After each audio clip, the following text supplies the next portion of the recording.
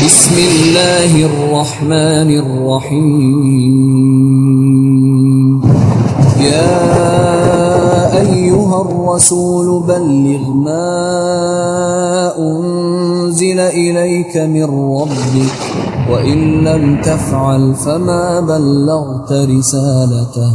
اے پیغمبر، جو ارشادات اللہ کی طرف سے تم پر نازل ہوئے ہیں سب لوگوں کو پہنچا دو، اور اگر ایسا نہ کیا تو تم اللہ کے پیغام پہنچانے میں قاصر رہے، اور اللہ تم کو لوگوں سے بچائے رکھے گا، بے شک اللہ منکروں کو ہدایت نہیں کرتا۔ من كنت مولاه فهذا علي مولاه يوم الغدير الناس بفرحانه من شال جفك يا علي مولانا، من شال جفك يا علي مولانا. يوم الغدير الناس بفرحانه من شال جفك يا علي مولانا، من شال جفك يا علي مولانا. علي علي علي علي علي علي علي علي علي علي علي. اعوذ باللہ من الشیطان اللعین الرجیم، بسم اللہ الرحمن الرحیم، الحمد للہ وکفی وسلام علی عبادہ الذین اصطفی. درود بھیجیے.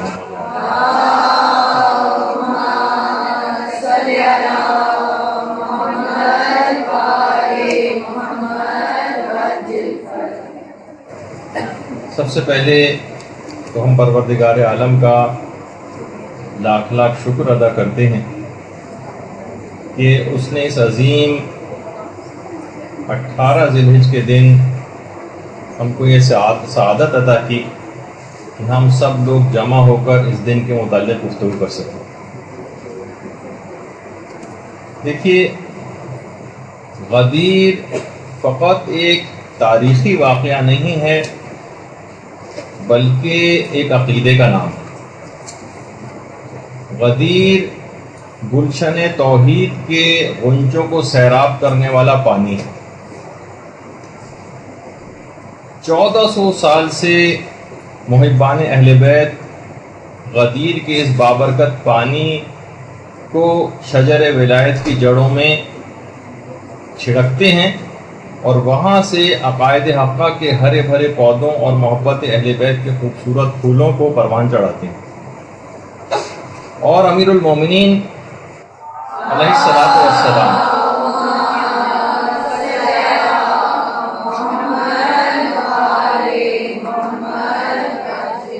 سے بغض و عداوت رکھنے والوں سے اظہار برات کر کے اطراف کے کانٹوں اور شوریدہ زمین کی بنیادوں کو اکھاڑ پھینکتے. غدیر کے متعلق یہ بات کہی جاتی ہے کہ غدیر اصل میں ایک پل صراط ہے جس پر مومن تو آسانی کے ساتھ گزر جائے گا، لیکن ہر منافق اور ہر دشمن اہل بیت کٹ کر نیچے گر جائے گا. غدیر ایک ایسا پروگرام جس کا منصوبہ ساز پروردگار عالم ہے، اعلان کرنے والے رسول خدا ہیں، اور اسے زیادہ عمل پہنا ائمہ اطہار علیہم السلام. خود امیر المومنین علیہ الصلوۃ والسلام نے بھی بہت فخر و مباحت کیا. اور جب ایک شخص آیا اور آ کر آپ سے اس نے کہا کہ پیغمبر اسلام کی طرف سے آپ کے لیے پیغمبر کی عطا کردہ سب سے بڑی فضیلت کون سی؟ تو امیر المومنین علیہ الصلوۃ والسلام نے یہ بات ارشاد فرمائی کہ خدا کے حکم سے مجھے غدیر خم میں ولایت کا تاج پہنانا، یہ سب سے بڑی فضیلت مجھ کو عطا کی گئی.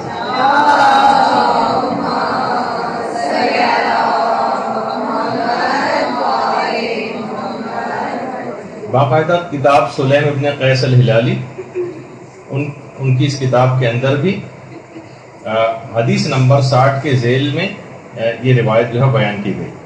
اور کتاب سلیم ابن قیس الہلالی کا اردو ترجمہ بھی اسرار آل محمد کے نام سے ہو چکا. اچھا، خود آپ لوگوں کے لیے انتہائی فضیلت کا باعث ہے آج کا دن. آپ سب لوگوں کے لیے وہ کیا ہے کہ امام رضا علیہ الصلوۃ والسلام ارشاد فرماتے ہیں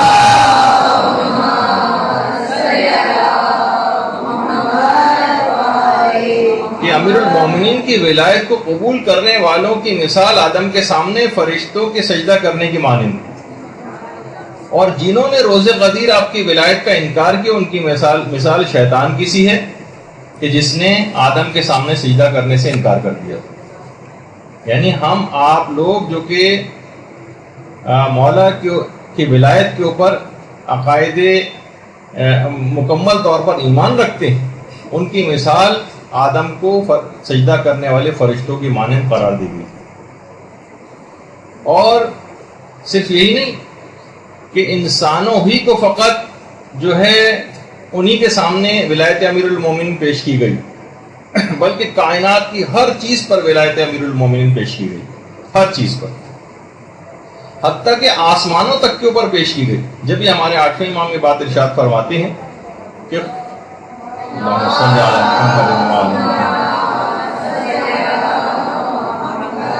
خدا نے آسمان والوں پر غدیر کے دن جب ولایت پیش کی تو 7ویں آسمان نے سبقت کی، 7ویں آسمان تو پروردگار نے اسے اپنے فرش کے لیے مزین فرما دیا۔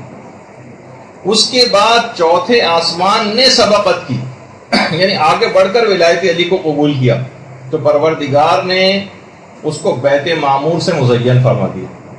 اس کے بعد پہلے آسمان نے سبقت کی تو پروردگار نے اسے ستاروں سے مزین فرمایا۔ اور زمین کے حصوں کے اوپر جب ولایت پیش کی گئی تو سب سے پہلے مکے نے ولایت قبول کی، اس کے بعد مدینے نے ولایت قبول کی، اور اس کے بعد پھر کوفے نے ولایت قبول کی۔ اور جب جمادات وغیرہ کے اوپر ولایت پیش کی گئی تو سب سے پہلے جن پتھروں نے ولایت کو قبول کیا اس میں عقیق تھا، فیروزہ تھا، اور اس کے بعد پھر یاقوت تھا۔ یہی وجہ ہے کہ سب بڑے بڑے پریشس اسٹون جو ہیں جو کہے جاتے ہیں، انہوں نے ولایت علی کو قبول کرنے میں سبقت کی تھی۔ اسی طریقے سے یہ بھی کہا گیا ہے کہ سونے اور چاندی نے بھی ولایت کو قبول کرنے میں سبقت کی۔ یہی وجہ ہے کہ دنیاوی طور پر عزت اور مقام اور قدر و قیمت ان دھاتوں کی جو بہت بڑھ گئی۔ اور اسی طرح سے پانیوں کے اوپر ولایت کو پیش کیا گیا۔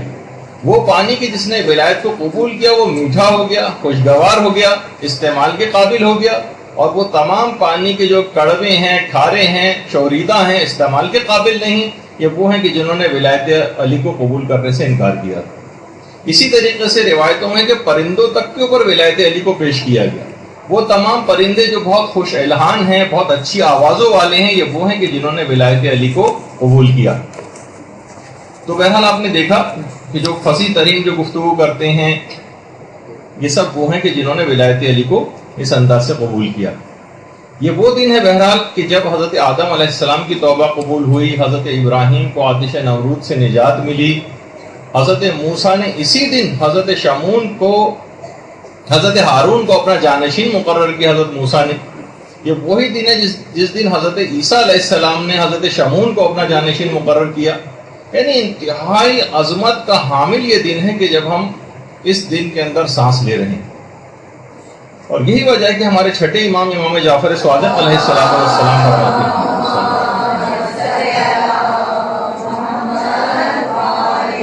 امام فرماتے ہیں کہ شاید کوئی یہ گمان کرے کہ خدا نے غدیر سے زیادہ بھی کسی اور دن کو محترم قرار دیا ہے۔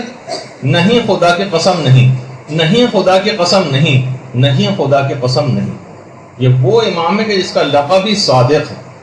وہ کہتے ہیں اگر کوئی شخص گمان کرتا ہے تو وہ اپنے گمان میں حق نہیں ہے، اس دن سے زیادہ کوئی دن خدا کے نزدیک محترم نہیں۔ اور روایتوں میں یہ بات بھی آئی ہے کہ قیامت کے دن 4 دنوں کو دلہنوں کی طرح سے بارگاہ خداوندی میں پیش کیا جائے گا۔ 4 دنوں کو دیکھیے، قیامت کے دن ہر تمام حقیقتیں ایک زندہ وجود کی مانند موجود ہوں گی، تو ہر چیز وہاں پر زندہ ہو جائے گی۔ ان 4 دنوں کو دلہن کی مانند بارگاہ خداوندی میں قیامت کے روز پیش کیا جائے گا، جس میں سے ایک تو عید الفطر ہے، ایک عید قربان والا دن ہے، ایک روز جمعہ ہے جس کو روایت میں اس کو بھی عید کا اور خوشی کا دن قرار دیا گیا ہے، اور ایک ہے عید غدیر۔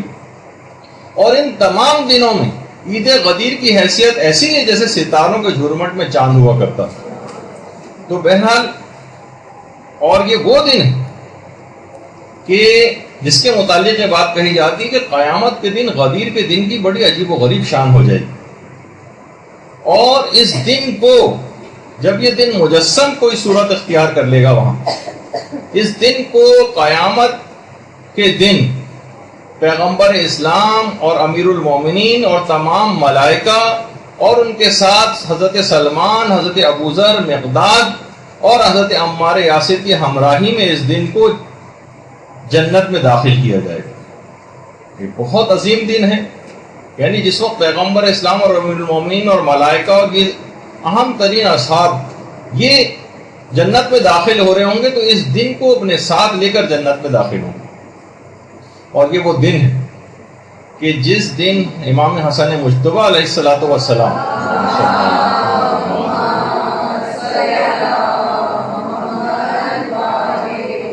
امام حسن کے گھر جشن منایا جاتا تھا، اور خود امیر المومنین علیہ الصلوۃ والسلام بھی اس جشن میں تشریف لے جاتے تھے۔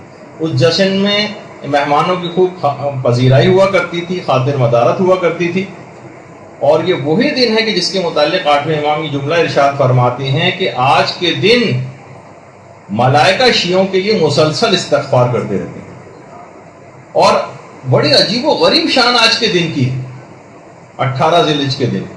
روایات میں ملتا ہے کہ جنت کے جو پرندے ہیں وہ جنت کی نہروں میں خود کو ڈبوتے ہیں آج کے دن، اور پھر اس کے بعد مشک و عنبر پر لوٹتے ہیں، اور اس کے بعد ملائکہ کے اوپر مشک و عنبر کو چھڑکتے ہیں۔ بڑا عجیب و غریب آج کا دن۔ دیکھیے کیوں نہ ہو یہ عظیم دن کہ ولایت علی کے بغیر جنت میں داخلہ ناممکن، ولایت علی کے بغیر جنت میں داخلہ قطعاً ناممکن۔ بہت سارے سلسلے میں واقعات وغیرہ بھی بیان کیے گئے ہیں، جو کہ ابھی آگے چل کر ہو سکتا ہے کہ ہم اپنی گفتگو میں ذکر بھی کریں۔ تو بہرحال آج کے دن کی آسمانوں میں بہت ہی عجیب و غریب قسم کی حالت ہوتی ہے۔ ہمارے چھٹے امام، امام جعفر صادق علیہ الصلوۃ والسلام ارشاد فرماتے ہیں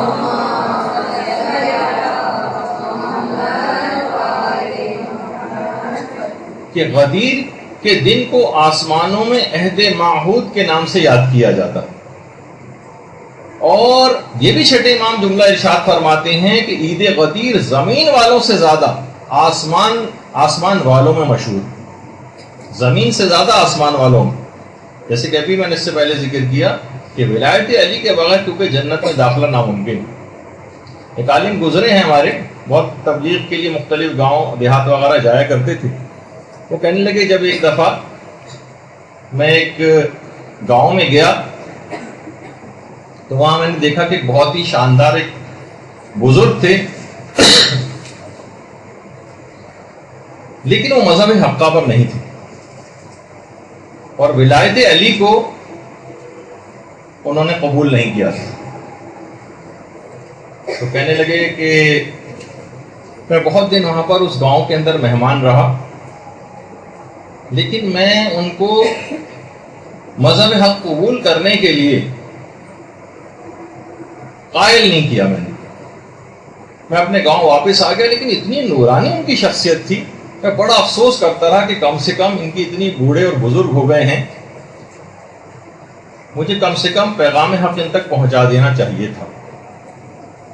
کہہ رہے ہیں کہ بہرحال مجھے بڑا افسوس ہوا، مجھ سے رہا نہیں گیا، میں اپنے شہر سے دوبارہ اسی گاؤں میں واپس گیا کہ نہیں، مجھے پیغام حق کو ان کو پہنچانا ہے۔ اتنی نورانی شخصیت ہے ان کی کہ اگر یہ ولایت علی قبول کر کے یہ بغیر دنیا سے چلے گئے تو بڑا نقصان ہوگا۔ کہہ رہے میں جب ان کے گاؤں میں پہنچا تو دیکھا کہ اور سنا جا کر لوگوں سے پتہ چلا وہ بزرگ انتقال کر گئے۔ مجھے بڑا افسوس ہوا۔ میں نے ان کے بیٹوں سے کہا کہ کم سے کم مجھے ان کی قبر پر ہی جا کر پہنچا دیں۔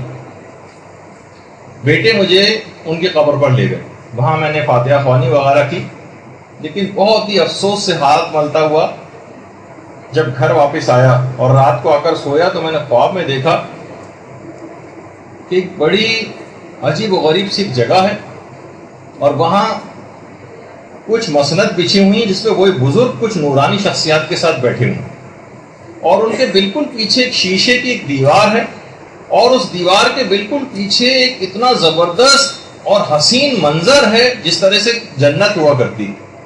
یہ جنت کا کانسیپٹ دماغ میں آتا ہے۔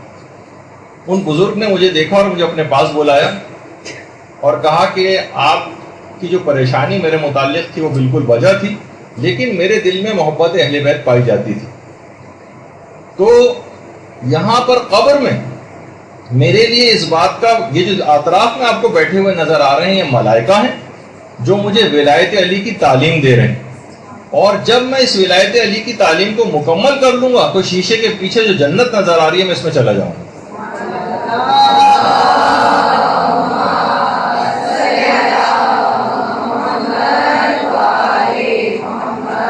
کیونکہ ولایت علی کے بغیر جنت میں داخلہ ناممکن ہے۔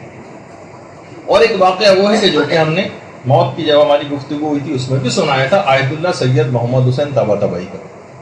بیچ میں ذکر آ گیا تو مجھے یہ بات یاد آ گئی تو ذکر کرتا ہوا جا رہا ہوں، اگرچہ بیچ میں اس کا آنا نہیں تھا ذکر، لیکن بہرحال کہ آیت اللہ محمد حسین طباطبائی براہ راست اپنا یہ واقعہ سنا رہے، کہہ رہے میں چھوٹا تھا اس زمانے میں، جوانی کا بالکل ابتدائی دور تھا۔ ہم جس علاقے میں رہا کرتے تھے وہاں ایک آفندی قبیلہ رہا کرتا تھا جو مذہب اہل بیت پر نہیں تھا۔ اس میں سے ایک بوڑھی عورت کا انتقال ہو گیا۔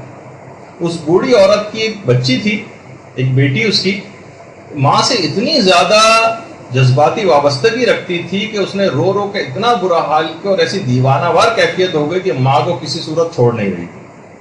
یہاں تک کہ ماں کو جب قبر میں لٹایا تو اس کی اتنی بری حالت ہو گئی کہ لوگوں نے گمان کیا کہ اگر اس کو ماں کے ساتھ نہیں رہنے دیا گیا تو یہ خود اسی وقت کہیں نہ مر جائے۔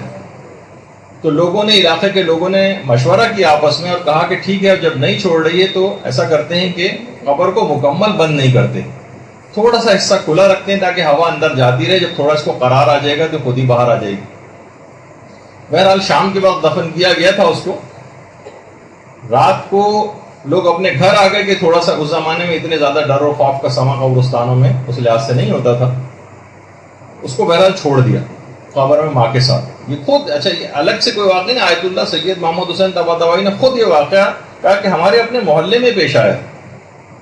کہہ رہے اگلے دن جب لوگ اس کو گئے، اس کو لڑکی کو دیکھنے کے لیے، اس کو نکالنے کے لیے، تو دیکھا جب کہ بہت ہی عجیب و غریب منظر ہے۔ وہ لڑکی جو کہ جوان تھی کسی بڑھیا کی جیسی شکل کے اندر تبدیل ہو گئی، چہرے پہ جھریاں پڑ گئی اور سر کے سارے بال سفید ہو چکے۔ اس سے پوچھا یہ کیا ماجرا، یہ کیا حال تمہارا ہو گیا؟ کہا کہ جب رات ہوئی آپ لوگ سب چلے گئے تو اس وقت اچانک سے قبر میں کچھ شخصیات تشریف لائیں اور میری ماں سے آ کر سوال و جواب کرنے شروع کی، تیرا رب کون ہے، تیرا رسول کون ہے، تیری کتاب کون سی ہے، تیرا قبلہ کون سا ہے، تیرا نبی کون ہے۔ یہاں تک کہ جب اس عورت سے یہ پوچھا ان شخصیات نے کہ تیرا امام کون ہے، تو وہ عورت خاموش ہو گئی، کیونکہ مذہب اہل بیت پر نہیں تھی، ولایت علی کو نہیں مانتی تھی، وہ خاموش ہو گئی۔ کہہ رہے ہیں اس کے بعد ان نورانی شخصیات کے پیچھے ایک عظیم نورانی شخصیت کھڑی ہوئی تھی جس نے میری ماں کی طرف اشارہ کر کے فرشتوں سے کہا، یعنی جو وہ نورانی شخصیات موجود تھیں، کہ میں اس عورت کا امام نہیں ہوں، اور یہ کہہ کے وہ شخصیت واپس چلی گئی۔ کہہ رہے بس ان شخصیت کا جانا تھا کہ فرشتوں نے آگ کے گرز نکالا اور میری ماں کے اس طرح سے مارا کہ پوری قبر جو ہے وہ آگ سے بھر گئی، اور اتنا دہشت زدہ کرنے والا وہ تھا کہ یہ جو میری حالت آپ کو نظر آ رہی ہے اس رات کے اس واقعے کی وجہ سے۔ کہہ رہے ہیں اس واقعے کے بعد بہت شہرت ہوئی اس واقعے کی، اور وہ پورا آفندی قبیلہ اس نے مذہب حقہ کو اختیار کر لیا۔ درود بھیجیے محمد۔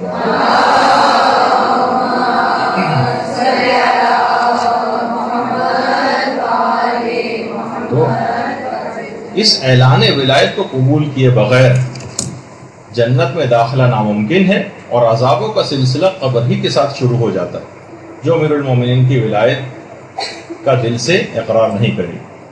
تو ابھی ہم جو گفتگو کر رہے تھے کہ غدیر کے دن کی آسمانوں میں بڑی شہرت ہے، اور یہ بھی ہمارے 8ویں امام یہ جملہ ارشاد فرماتے ہیں کہ غدیر کا وہ دن ہے کہ جس دن خدا جبریل امین کو بیت معمور کے سامنے اپنی کرامت کی تختی نصب کرنے کا حکم دیتا ہے۔ جبریل امین کو بیت معمور کے سامنے اپنی کرامت کی تختی لگانے کا حکم دیتا ہے.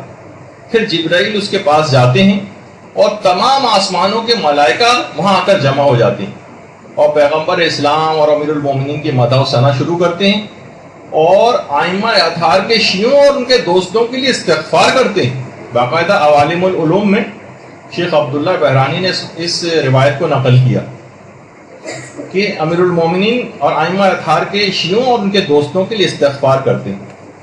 اور روایات میں یہ بات بھی آئی ہے کہ عید غدیر کے دن ملائکہ شہزادی فاطمہ الزہرا سلام اللہ علیہا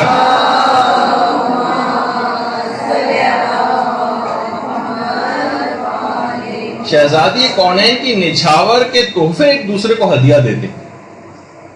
اور نچھاور درخت طوبہ کے وہ پھل ہیں کہ جو شہزادی کی امیر المومنین کے ساتھ شادی کے موقع پر اس شب میں خدا کے حکم سے اس وقت آسمانوں سے پھینکے گئے اور ملائکہ نے انہیں یادگار اور تبرک کے طور پر اٹھا لیا.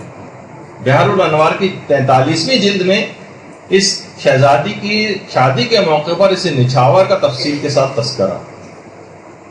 اور موت کی جب گفتگو جب عالم آخرت اور جنت کے قریب جب اور میدان قیامت کی گفتگو ہوئی تھی اس میں بھی ہم نے درخت طوبہ کی تفصیل بتاتے ہوئے اس کا تذکرہ کیا تھا. تو بہرحال اچھا اس کے بعد جب غدیر کا دن اختتام پذیر ہوتا ہے جیسے کہ اب سے چند گھنٹے بعد اختتام ہو جائے گا تو ایک ندا آتی ہے فرشتوں کو کہ اپنے اپنے درجات اور مراتب میں واپس لوٹ جاؤ. اور لوگوں کے لیے بھی یہ بات ہوتی ہے کہ تم رسول خدا اور امیر المومنین کے اس احترام کی وجہ سے اگلے سال آج کے دن تک ہر لغزش اور ہر خطرے سے امان میں رہو. بحر الانوار کی جلد نمبر 37 کے اندر پوری ان روایات کا تذکرہ. اور یہ وہ دن ہے کہ جس دن کے متعلق ہزاروں کتابیں لکھی جا چکی ہیں, ہزاروں آرٹیکل اس دن کے متعلق لکھے جا چکے ہیں, خاص طور پر وہ علماء کہ جن کا غدیر کے سلسلے میں بہت ہی ایکسیپشنل کام, بڑا تخصصی کام ہے, اس میں خود علامہ مجلسی شامل ہیں. اس کے علاوہ علامہ میر حامد حسین لکھنوی ہندی جو انڈیا کے بہت ہی مشہور بڑے شیعہ عالم دین تھے, ان کا کام بہت زیادہ ہے, ناقابل فراموش ہے. اور اسی طرح سے سب سے نمایاں اور بہترین کام علامہ عبد الحسین الامینی کا ہے کہ جنہوں نے الغدیر کے نام سے کتنی معرکۃ الآراء کتاب لکھی. ان کا واقعتاً ان علماء کا کام ناقابل فراموش. تو بہرحال دیکھیے کہ واقع غدیر جو ہے یہ ایک عظیم تاریخی واقعہ ہے جو کہ 18 ذی الحجہ کے دن 10 ہجری کو اور 21 مارچ کے دن اور جمعرات کا وہ روز تھا کہ جب یہ واقعہ پیش آیا اور مقام غدیر خم میں یہ واقعہ پیش آیا. مقام غدیر خم دیکھیے غدیر کے متعلق علماء یہ فرماتے ہیں کہ بعض علماء کا یہ بھی نظریہ ہے کہ غدیر اصل میں ایک چشمے کا نام تھا. اور اب معلوم نہیں کچھ عرصے پہلے تک یعنی یہاں پر ایک پانی کا چشمہ سا جمع ہو جاتا ہے, چشمہ سا نکلتا بھی ہے اور مختلف علاقوں سے یا بارش وغیرہ کا پانی اس کے اندر آ کر جمع ہو جاتا ہے. تو غدیر ایک چشمے کا نام تھا. اور خم جو ہے وہ اس ریت کو کہتے ہیں جس پر لہریں پڑی ہوئی. خم وہ ریت جو کہ لہروں والی ریت ہوتی اور اسی کے کنارے کی چشمہ واقع تھی. اچھا غدیر کے لوگوں کے معنی بھی ایسے گڑھے کے جس میں بارش اور سیلاب وغیرہ کا پانی ایک مدت تک جمع رہے. باقاعدہ علامہ زمخشری نے بھی اس بات کو لکھا ہے. اور ایک اور بات بھی کہی ہے کہ اس زمانے میں غدیر ایک رنگریز کا نام تھا. تو مختلف قسم کے سلسلے میں باتیں. بہرحال جو مقام غدیر ہے یہ مکے سے تقریباً 200 کلومیٹر دور ہے, 200 کلومیٹر. اور جو میقات احرام ہے, جو احرام پہننے کا ایک میقات ہے, جو لوگ یہاں سے جدہ جاتے ہیں ان کو جوفہ جانا پڑتا. یہ غدیر خم جہاں آپ کو گول دائرے کے اندر جو جگہ مینشن ہو رہی ہے اس کے اندر اس کے برابر میں آپ ایک جگہ دیکھ رہے ہیں جو جس میں لکھا ہوا ہے جوفہ. یہاں پر جدہ جانے والے یہاں پر جا کر احرام باندھتے ہیں. اور یہ جوفہ میدان غدیر سے تقریباً 2 میل کے فاصلے پر. اچھا جوفہ کے معنی اصل میں کوچ کرنے کے معنوں میں. ایک زمانے میں جب سیلاب یہاں پر آیا تھا تو یہاں سیلاب کی وجہ سے اس علاقے کے لوگوں کو کوچ کر کے کہیں اور جانا پڑ گیا تھا, اس وجہ سے بھی اس کا نام جوفہ پڑ گیا. اور یہ جو واقعہ غدیر یہاں پر پیش آیا تھا، اس واقعے کی یادگار میں ایک مسجد بھی یہاں پر بنائی گئی تھی کہ جو کہ مسجد غدیر کے نام سے تھی۔ اچھا، اس کے بعد پھر اس مسجد کو خلافت ثانیہ کے دور میں منہدم کر دیا گیا، ختم کر دیا گیا تھا اس مسجد کی یادگار کو، لیکن بعد میں امیر المومنین کی خلافت کے زمانے میں اس مسجد غدیر کو دوبارہ تعمیر کیا گیا تھا، اور اس کے بعد حاکم شام کا جب اپنا دور آیا تو اس نے 200 افراد کو بھیج کر اس پیغمبر اسلام کی اس یادگار کو شہید کروا دیا، اور یہ مسجد جو ہے وہ پھر زمین بوس ہو گئی، اور آج سے تقریباً 100 سال پہلے تک مسجد غدیر کے مقام پر قائم تھی، موجود تھی، اور لوگوں نے اس کو پھر دوبارہ سے تعمیر کر لیا تھا، مگر وہابیوں کے دوبارہ سے وہاں قابض ہونے کے نتیجے میں اور ان کی تمام کو آثار کو مٹانے کے عقیدے، نظریے اور دشمنی اہل بیت کی وجہ سے اس مسجد کو پھر منہدم کر دیا گیا، اور وہاں اس مسجد کے اب کوئی آثار باقی نہیں۔ اور آج کل بھی اگر کوئی حاجی حضرات وہاں پر جاتے بھی ہیں تو میدان غدیر اور اس طرف جانا وہ ایک ممنوع زیارت ہے، اور وہاں کسی کو جانے کی قانوناً اجازت نہیں۔ اچھا، ایک بات اس میں اور بتا دی جائے کہ اعلان غدیر کوئی ایک عام حکم نہیں تھا، لیکن اس سے پہلے جتنے بھی احکامات ہوتے تھے وہ پیغمبر اسلام یا تو اپنے گھر میں وہ تمام احکامات دیتے تھے، یا پھر مسجد نبوی میں پیغمبر وہ تمام احکامات دیا کرتے تھے، یا تو مسجد نبوی میں احکامات ہوتے تھے یا گھر میں پیغمبر سارے احکامات دیتے تھے، اور پھر تمام افراد کو ان احکامات کی اطلاع دی جاتی تھی۔ لیکن یہ عجیب شان کا حامل اعلان تھا جس کے لیے کتنی دور دراز کی جگہ منتخب کی گئی، اور یہی وجہ ہے کہ ہمارے پانچویں امام محمد باقر علیہ السلام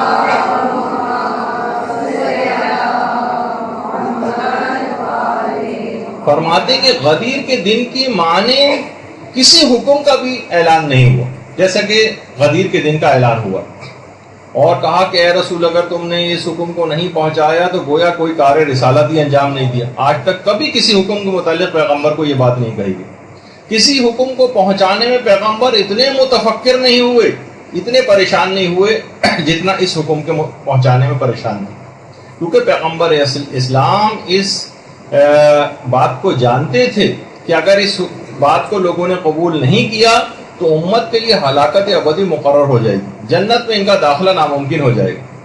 کسی بھی حکم کو بیان کرنے میں پیغمبر نے کبھی اتنے بڑے مجمع کا سہارا نہیں لیا اس سے پہلے، اتنا بڑا مجمع کہ ایک خاص وقت میں ایک خاص انداز سے پیغمبر نے تمام افراد سے اقرار لیا، اور اس سے پہلے کبھی اس طرح سے عہد اور کوئی بیعت نہیں لی تھی پیغمبر نے جس طرح سے اس دن لی۔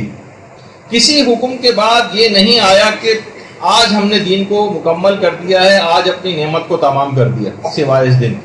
یہی وجہ ہے کہ امیر المومنین بھی اور شہزادی فاطمہ الزہرا سلام اللہ علیہا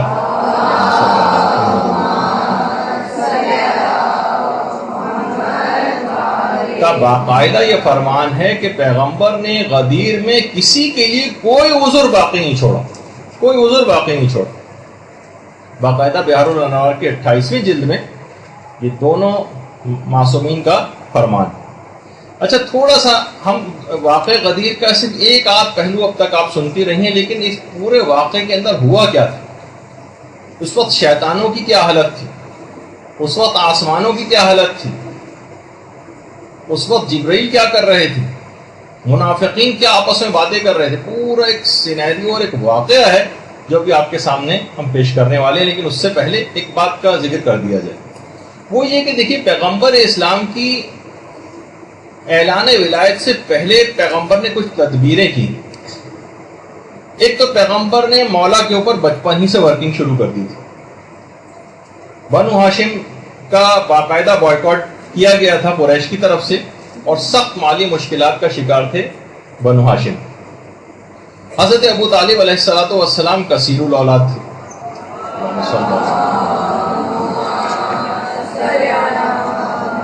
تو پیغمبر اسلام نے اپنے چچا حضرت عباس، جو کہ اس وقت بنو ہاشم کے نسبتاً مالدار افراد میں شامل تھے، پیغمبر اپنے چچا کے پاس آئے اور کہا کہ چچا جان، آپ کے بھائی ابو طالب عیالدار ہیں، سختی کے اندر زندگی گزار رہے ہیں، ہمیں چاہیے کہ ہم ان کے بوجھ کو کچھ ہلکا کریں اور ان کے بچوں میں سے ایک بچے کو میں اڈاپٹ کر لیتا ہوں، گود لے لیتا ہوں، ایک کو آپ لے لیجیے، اور ان کی کفالت ہم کرتے ہیں تاکہ ابو طالب کے اوپر سے، ہمارے چچا کے اوپر سے خرچہ کچھ کم ہو جائے۔ دیکھیے اتنا عظیم ثواب ہے یہ ویسے بھی کہ اکثر وہ آپ کے سر وسیم عام جو ایک حدیث سناتے رہتے ہیں آپ کو کہ فرشتے اگر زمین پہ آتے تو وہ کون سی عبادتیں انجام دیتے، تو 3-4 باتیں، جس کے اندر سے ایک بات یہ بھی تھی کہ فرشتوں کی حسرت یہ ہے کہ اگر وہ زمین پہ آتے تو عیالدار شخص کی مدد کرتے، یعنی واقعی جو کثیر العیال ہو، عیالدار ہو، سختی میں زندگی گزارتا ہو، اس کی مدد کرنا انتہا سے زیادہ فضیلت کا حامل کہ فرشتے تمنا کرتے ہیں اس بات میں۔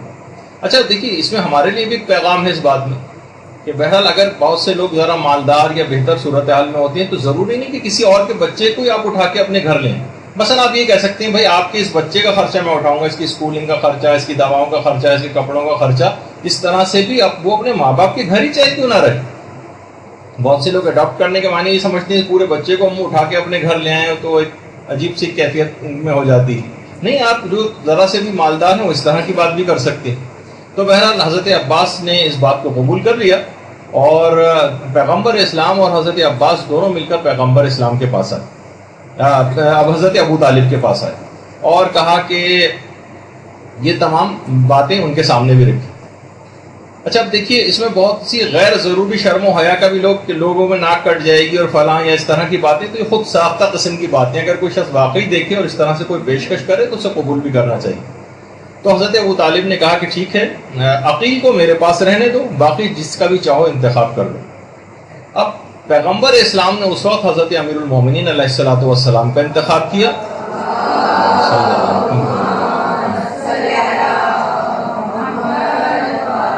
اور پیغمبر اسلام کے چچا نے حضرت جعفر کا انتخاب کیا۔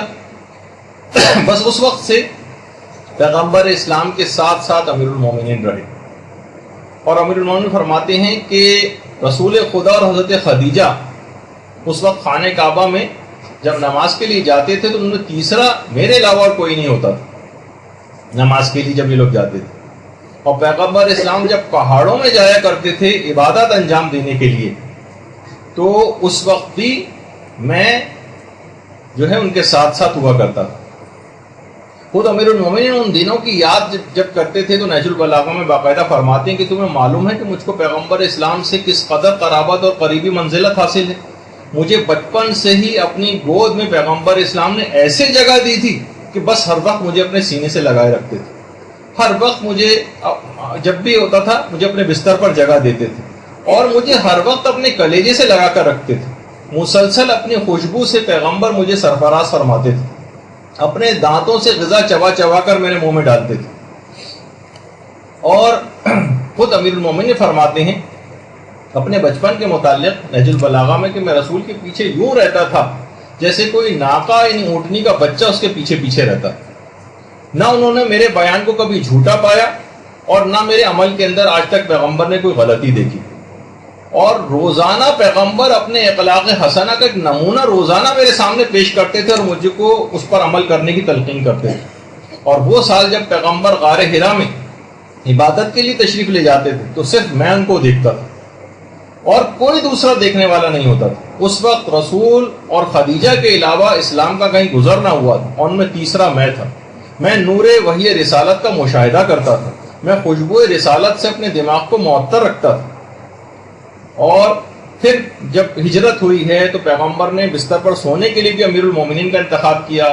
اپنی عزیز ترین بیٹی کی شادی سب کے رشتے ریجیکٹ کر کے مولا سے کی، اور جب شادی بھی ہوئی ہے تو شہزادی سے پیغمبر اسلام نے جملہ ارشاد فرمایا تھا کہ میں تمہاری شادی ایک ایسے شخص سے کر رہا ہوں جو اسلام میں سب سے بہترین ہے، علم میں سب سے زیادہ ہے اور حلم میں سب سے عظیم۔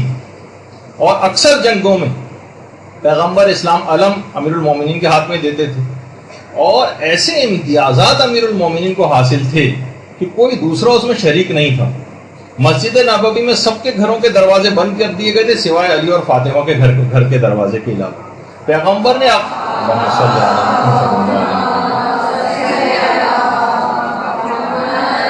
پیغمبر اسلام نے عقد اخوت جو ہے اپنا بھائی جو بنائے تو امیر المومنین کو بنایا، اور نہ جانے کتنے فضائل کا ایک انبار ہے۔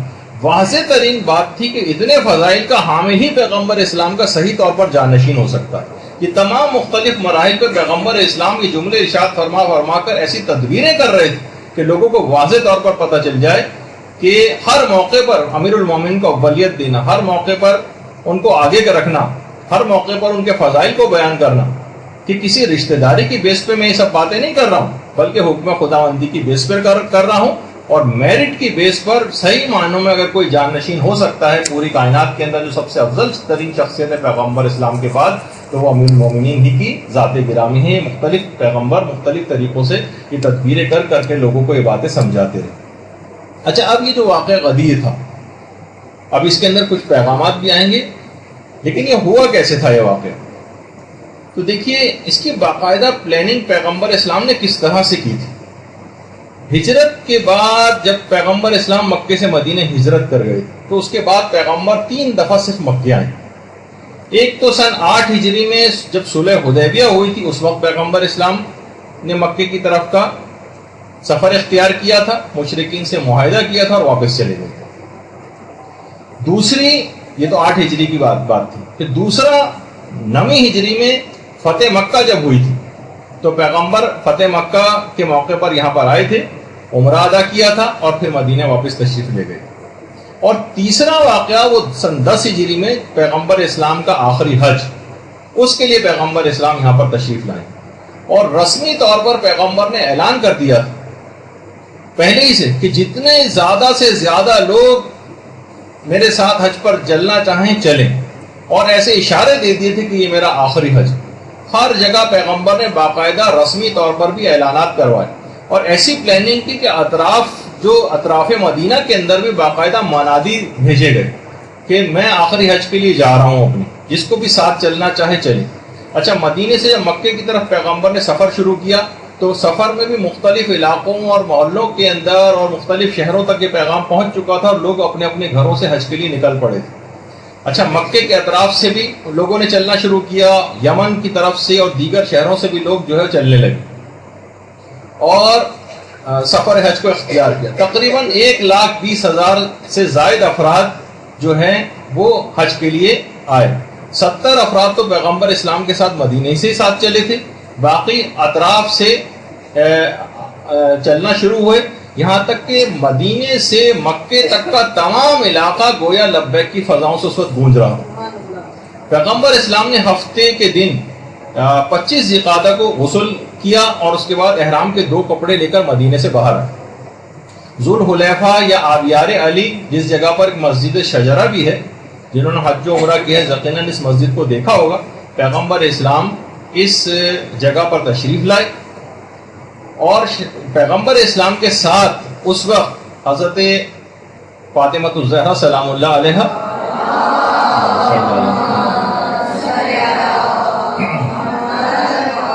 امام حسن علیہ السلام، امام حسین علیہ السلام، اور پیغمبر کی تمام ازواج جو تھیں وہ بھی پیغمبر کے ساتھ تھیں۔ سب کے سب اونٹوں پر سوار تھے، کجاووں پر سوار تھے، محملوں پر سوار تھے۔ یہاں پر ایک بات روک کے عرض کر دوں کہ بہت سے افراد آج کل یہ بات بھی سننے کو آتی ہے کہ ان لوگوں نے بلا وجہ حج کا اتنا شور لگایا ہوا، خاص طور پر خواتین کے لیے۔ شہزادی کونین نے کون سا حج کیا؟ تو ان کے لیے تفصیلی جواب تو بعد میں ہے۔ پہلے تو یہ کہ پیغمبر کا جو آخری حج ہے جس میں اعلان غدیر ہوا، اس میں شہزادی ساتھ تھی پیغمبر کی۔ تو یہ جو احمقانہ قسم کی جو باتیں کی جاتی ہیں، تو بہرحال تو پیغمبر نے مسجد شجرہ سے احرام باندھا اور مکے کی طرف چلنا شروع ہوا۔ مختلف منزلوں پر رکے، بعض افراد کے پاس سواریاں بھی نہیں تھیں، اور لوگوں نے بہت شکایت کی، جو مدینے سے مکے کی طرف جا چکے ان کو پتہ ہے کتنا لمبا سفر ہے، کیسی گھاٹیاں تھیں، رستے بھی بنے ہوئے نہیں تھے، روڈ بنے ہوئے نہیں تھے، یہاں ایئر کنڈیشن بسوں میں لوگ تھک جاتے ہیں، پیدل لوگ تھے، سواریاں نہیں تھیں۔ پیغمبر کے پاس ہر مشکلات کا اپنے اظہار کیا۔ پیغمبر نے کہا کہ تم اپنی کمروں کو باندھ لو اور تیز تیز چلو یا پھر دوڑو۔ لوگوں نے اس پر عمل کیا تو پیغمبر کے اس فرمان کے نتیجے میں کافی ان کو سکون ملا۔ اور پھر جمعرات کے روز پیغمبر سفر کرتے کرتے مکے اور مدینے کے درمیان ایک علاقہ ہے ابوا کا، جہاں پیغمبر اسلام کی اپنی والدہ گرامی کی قبر ہے، حضرت آمنہ علیہ الصلوۃ والسلام۔ درود بھیجیے محمد۔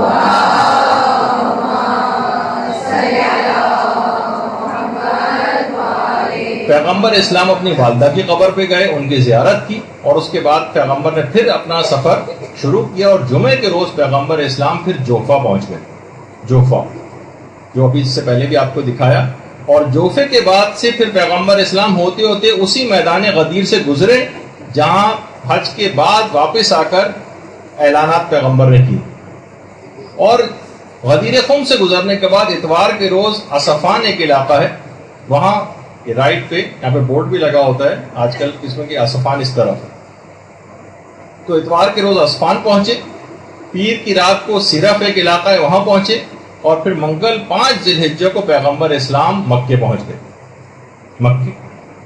اچھا، اس پورے سفر کے اندر ابھی تک آپ نے دیکھا کہ امیر المومنین کا کہیں نام نہیں۔ امیر المومنین کہاں تھے؟ پیغمبر اسلام نے مدینے سے اپنے سفر کے آغاز میں امیر المومنین کو نجران ایک لشکر دے کر بھیجا تھا، اور اس کے بعد کہا تھا نجران سے فارغ ہونے کے بعد پھر تم یمن چلے جانا، اور یمن اتنا اہم ترین معاملہ کہ ابھی غدیر کا موقع ہے، پیغمبر کو امیر المومنین کو ساتھ رکھنا چاہیے تھا، لیکن یمن کیوں بھیج دیا؟ کس کام کے لیے بھیجا تھا؟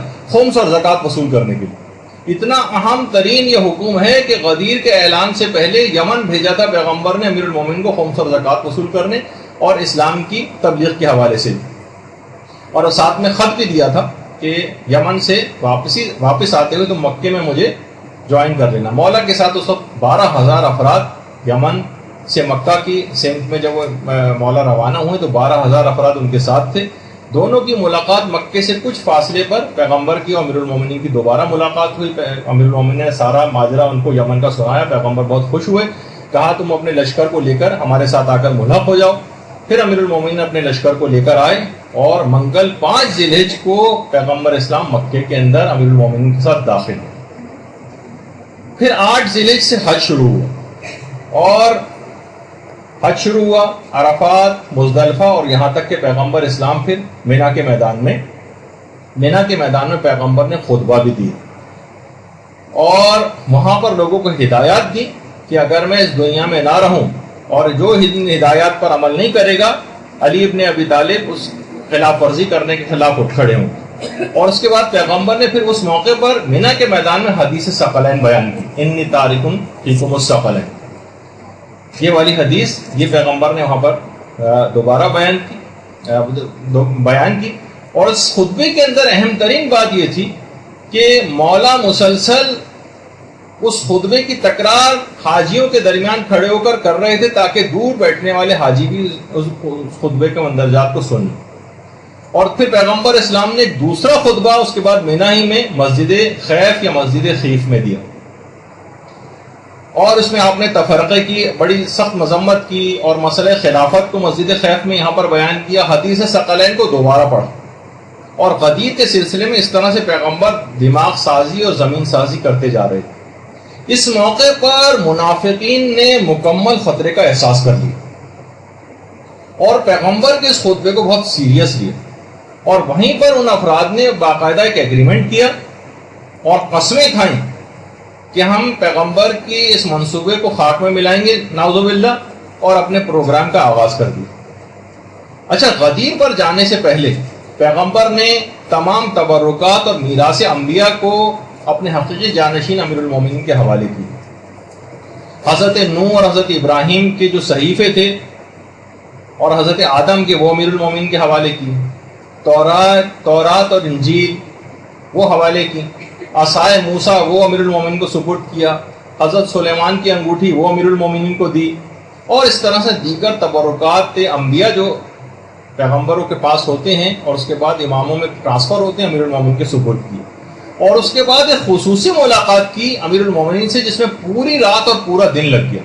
نہ جانے اس میں کیا باتیں ہوئیں، کیا علوم جو ہے علوم نبوت وہ پیغمبر نے امیر المومنین کو منتقل کیے، کیا ہوا اس کی تو زیادہ تفصیل نہیں پتہ، لیکن پورے ایک رات اور ایک دن لگ گیا۔ اور مکے کے اس قیام میں جبریل رسمی طور پر مولا علی کے لیے لقب امیر المومنین پروردگار عالم کی طرف سے لے کر نازل ہوئے۔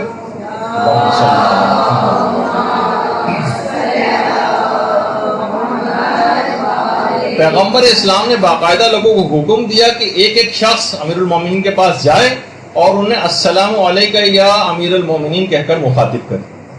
اس طرح پیغمبر اسلام نے اپنی زندگی میں اپنے تمام صحابہ سے مولا کے لیے امیر المومنین کے لقب کا اعتراف اور اقرار جو ہے وہ لے لیا۔ اس موقع پر بہت سی چیزیں ظاہر ہے کہ صحابہ بھی کلیریفائی کرنے کی کوشش کرتے تھے۔ حضرت ابوبکر اور حضرت عمر نے پیغمبر سے آگے کہا کہ پیغمبر اسلام کیا یہ حق خدا اور اس کے رسول کی طرف سے یا مثلا آپ کی طرف سے؟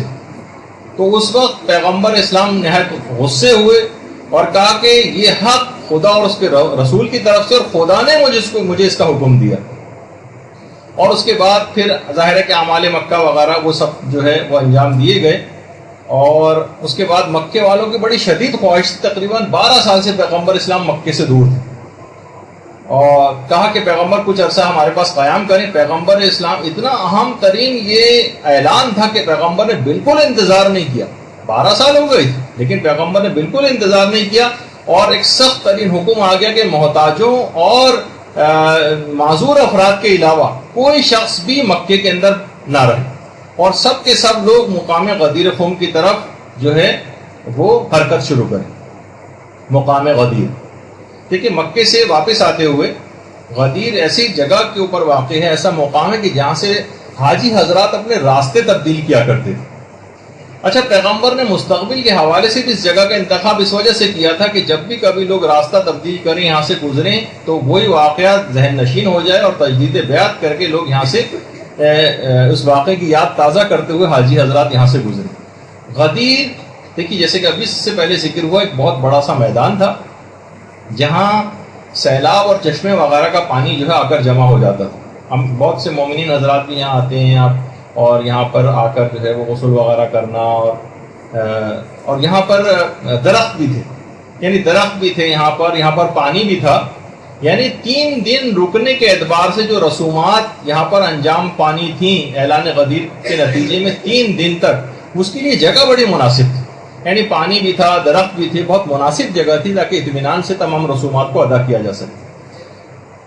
اچھا، یہ جیسے میں نے کہا کہ اہم بات یہ تھی کہ پیغمبر اسلام 12 سال سے مکے سے دور ہیں، باوجود یعنی اگر پیغمبر وہاں قیام کر لیتے، مکے والوں کے بہت سارے مسائل تھے، وہ پوچھ سکتے تھے، ان کی بہت سی باتیں شیئر کرنے کو دل چاہتا تھا مکے والوں کی، پیغمبر کو اپنے حالات سنانے کا کہ پیغمبر کے جانے کے بعد یہاں کیا ہوا، لیکن پیغمبر اسلام نے بالکل ان کی طرف توجہ نہیں کی اور فوراً مکے سے جو ہے کوچ اختیار کیا حج کے بعد، اور سب کو غدیر میں میدان میں جمع ہونے کا حکم دیا۔ 1,20,000 سے زائد صحابہ اس جگہ پر آ کر جمع ہوئے۔ مکے سے تو تقریباً 5,000 افراد تو مکے سے تھے، 12,000 افراد امیر المومنین کے ساتھ یمن سے آئے ہوئے تھے، اور یمن والے تو ان کے لیے غدیر کا مقام تو بالکل آؤٹ آف دی وے تھا۔ مثلا آپ کو ادھر سوراب گوٹ کی طرف جانا ہے اور آپ کو کہا جائے کہ آپ صدر میں جا کر جمع ہو جائیں سارے، تو کتنا مشکل بات تھی۔ یعنی پیغمبر نے بالکل برخلاف سمت میں ان کو جو ہے اپنی طرف غدیر کی جو ہے طرف بلایا۔ اچھا، جب پیر کا روز تھا، ظہر کے وقت کرراء الغمیم کا جو علاقہ تھا جہاں پر جو غدیر خم واقع ہے، اس جگہ پر اس علاقے کا نام یہ تھا۔ اچانک پیغمبر اسلام نے اپنے راستے کو دائیں طرف کر لیا اور غدیر کی طرف کا رخ کر لیا، اور پیغمبر نے باقاعدہ کہا کہ اے لوگوں، خدا کی طرف سے دعوت دینے والے کی دعوت پر لبیک کہو، میں خدا کا ایک پیغام لانے والا ہوں۔ یعنی پیغمبر اسلام نے اشارہ دے دیا کہ کوئی بہت اہم پیغام دینے کا وقت آ گیا، بہت اہم پیغام دینے کا وقت آ گیا۔ منادی نے باقاعدہ ندائیں دینی شروع کی، تمام لوگ ٹھہر جائیں، آگے بڑھ جانے والے پیچھے آ جائیں، پیچھے آنے والے پیچھے جو رہ گئے افراد وہ وہیں پر ٹھہر جائیں، اور تمام معین مقام پر جمع ہونے کا ان کو حکم دیا گیا۔ لیکن پیغمبر کی طرف سے ایک حکم اور آیا کہ قدیم درختوں کی طرف کوئی نہ جائے، اس جگہ کو خالی چھوڑ دیا جائے۔ جو ابھی اس سے پہلے جب میدان غدیر میں آپ نے دیکھا وہاں کھجور کے درخت وغیرہ لگے ہوئے تھے، اس میں چشمے کے کنارے جو درخت لگے ہوئے تھے وہاں جانے سے پیغمبر نے منع کیا۔ سواریاں رک گئیں، لوگ واپس لوٹ آئے جو آگے گئے ہوئے تھے، اور سب غدیر میں اتر کر اپنی اپنی جگہ تلاش کرنے لگے۔ انتہائی شدید گرمی تھی، اتنی شدید گرمی اس وقت ہو رہی تھی کہ خود پیغمبر اسلام نے اپنی عبا کا ایک سرا اپنے سر پر اور دوسرا اپنے پاؤں کے نیچے رکھا ہوا تھا۔ اتنی شدید یعنی گرمی زمین سے جو ہے وہ اس وقت ہو رہی تھی، اور لوگوں نے بھی گرمی کی شدت سے اپنی عبائیں اتار کے اپنے پاؤں پر لپیٹ لی تھی۔ دیکھیے اس وقت اس موقع پر اتنی شدید گرمی میں پیغمبر اتنا اہم ترین اعلان کرنے جا رہے ہیں۔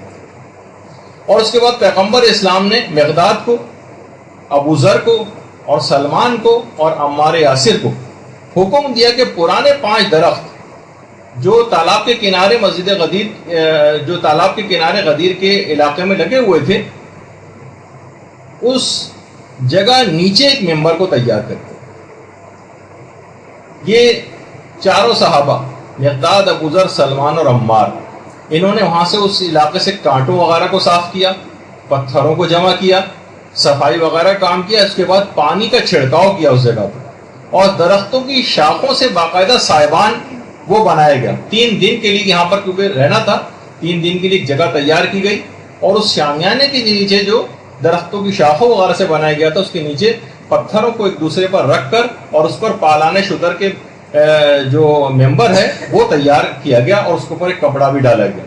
ویسے تو میں نے کسی کتاب کے اندر تو نہیں پڑھا، البتہ ایک ذاکر یہ بیان کر رہے تھے، ہو سکتا ہے اس کا ریفرنس کسی جگہ ہو، کہ پیغمبر نے پالانے شتر، یعنی جو اونٹ کے اوپر جو وہ ہوتے ہیں جس پر بیٹھا جاتا ہے پالان، اس کو انہیں ایسے افراد کے اتار کر وہاں پر رکھے تھے کہ جن کے متعلق ایک امکان پایا جاتا تھا کہ یہاں سے فرار اختیار نہ کر دیں، چھوڑ کے نہ چل جائیں اس جگہ. مثلا کہا جاتا ہے نا کہ اگر کسی شخص کو روکنا ہے تو اس کی گاڑی کی چابیاں لے کے اپنے پاس رکھ لی جائیں. تو بہرحال کسی کتاب میں تو نہیں پڑھا، ایک ذاکر نے البتہ پڑھا تھا، ہو سکتا ہے کوئی ریفرنس اس کا ہو. تو اس طرح سے باقاعدہ ایک ممبر بنایا گیا، اور اس کے اوپر ایک چادر یا کوئی کپڑا جو ہے وہ ڈال دیا گیا. اچھا، ممبر کو بالکل مجمع کے درمیان میں بنایا گیا تھا یہاں اس وجہ سے تاکہ ہر شخص پیغمبر اسلام کو دیکھ لے اور ہر شخص پیغمبر اسلام کی تمام گفتگو کو بھی سن لے. اور درمیان میں کچھ لوگ کھڑے کیے گئے تھے مجمع کے کہ پیغمبر اسلام جو کہیں وہ بات دوسروں آگے تک پیچھے تک پہنچاتے جائیں. کتنی زبردست پلاننگ جو ہے اس کے ساتھ ہوئی.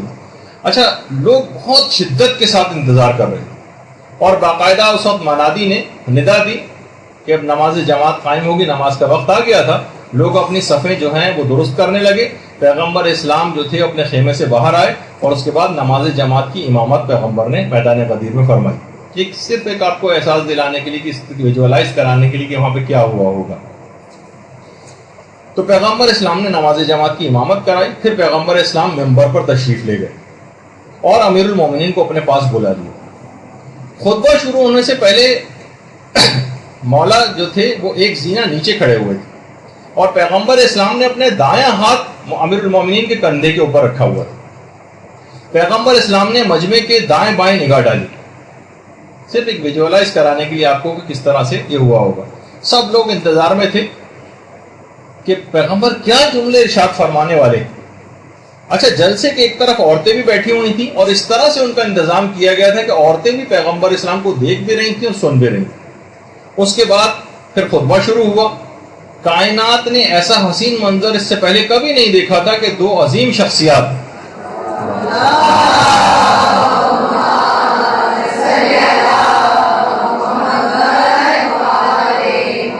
ایک 1,20,000 صحابہ کا مجموعہ بالکل منتظر کہ پیغمبر کیا بات کہنے والے.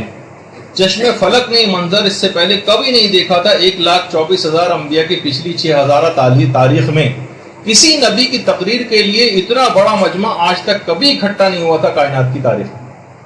1 گھنٹہ تقریباً پیغمبر اسلام کا وہ خطبہ وہاں پر جاری رہا، جس میں سے ہمیں صرف من کنتو مولا وغیرہ کے علاوہ کوئی کسی دوسرے جملے کا علم بھی نہیں.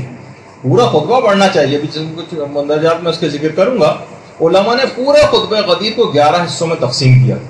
ایک حصے میں پروردگار کی حمد و ثنا بیان کی تھی، اور پھر اس کے بعد بیان کیا کہ مجھے امیر المومنین حضرت علی علیہ السلام کے سلسلے میں ایک اہم پیغام تم کو دینا ہے، اور اگر میں نے یہ کام نہیں کیا تو گویا کوئی کار رسالت انجام نہیں دیا، اور میں خدا کے عذاب سے بہت ڈرتا ہوں. اور پھر قیامت تک آنے والے 12 اماموں کی امامت کا باقاعدہ اس خطبے کے اندر پیغمبر اسلام نے اعلان کیا. اور پھر مولا کے ہاتھوں کو اپنے ہاتھ میں بلند کیا اور فرمایا من کنت مولا ہو فہذا علی مولا.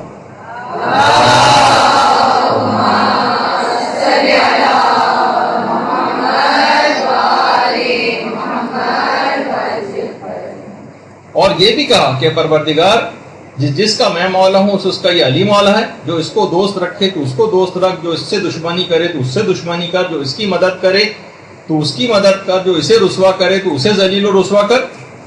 اور اس کے بعد تمام آئمہ جو اہل بیت ہیں ان کا بھی ایک تعارف کرایا، اور کہا کہ جو اس اعلان ولایت کو نہیں مانے گا اس کے پچھلے تمام اعمال اکارت اور حبط کر دیے جائیں گے اور اس کا ٹھکانہ جہنم ہوگا۔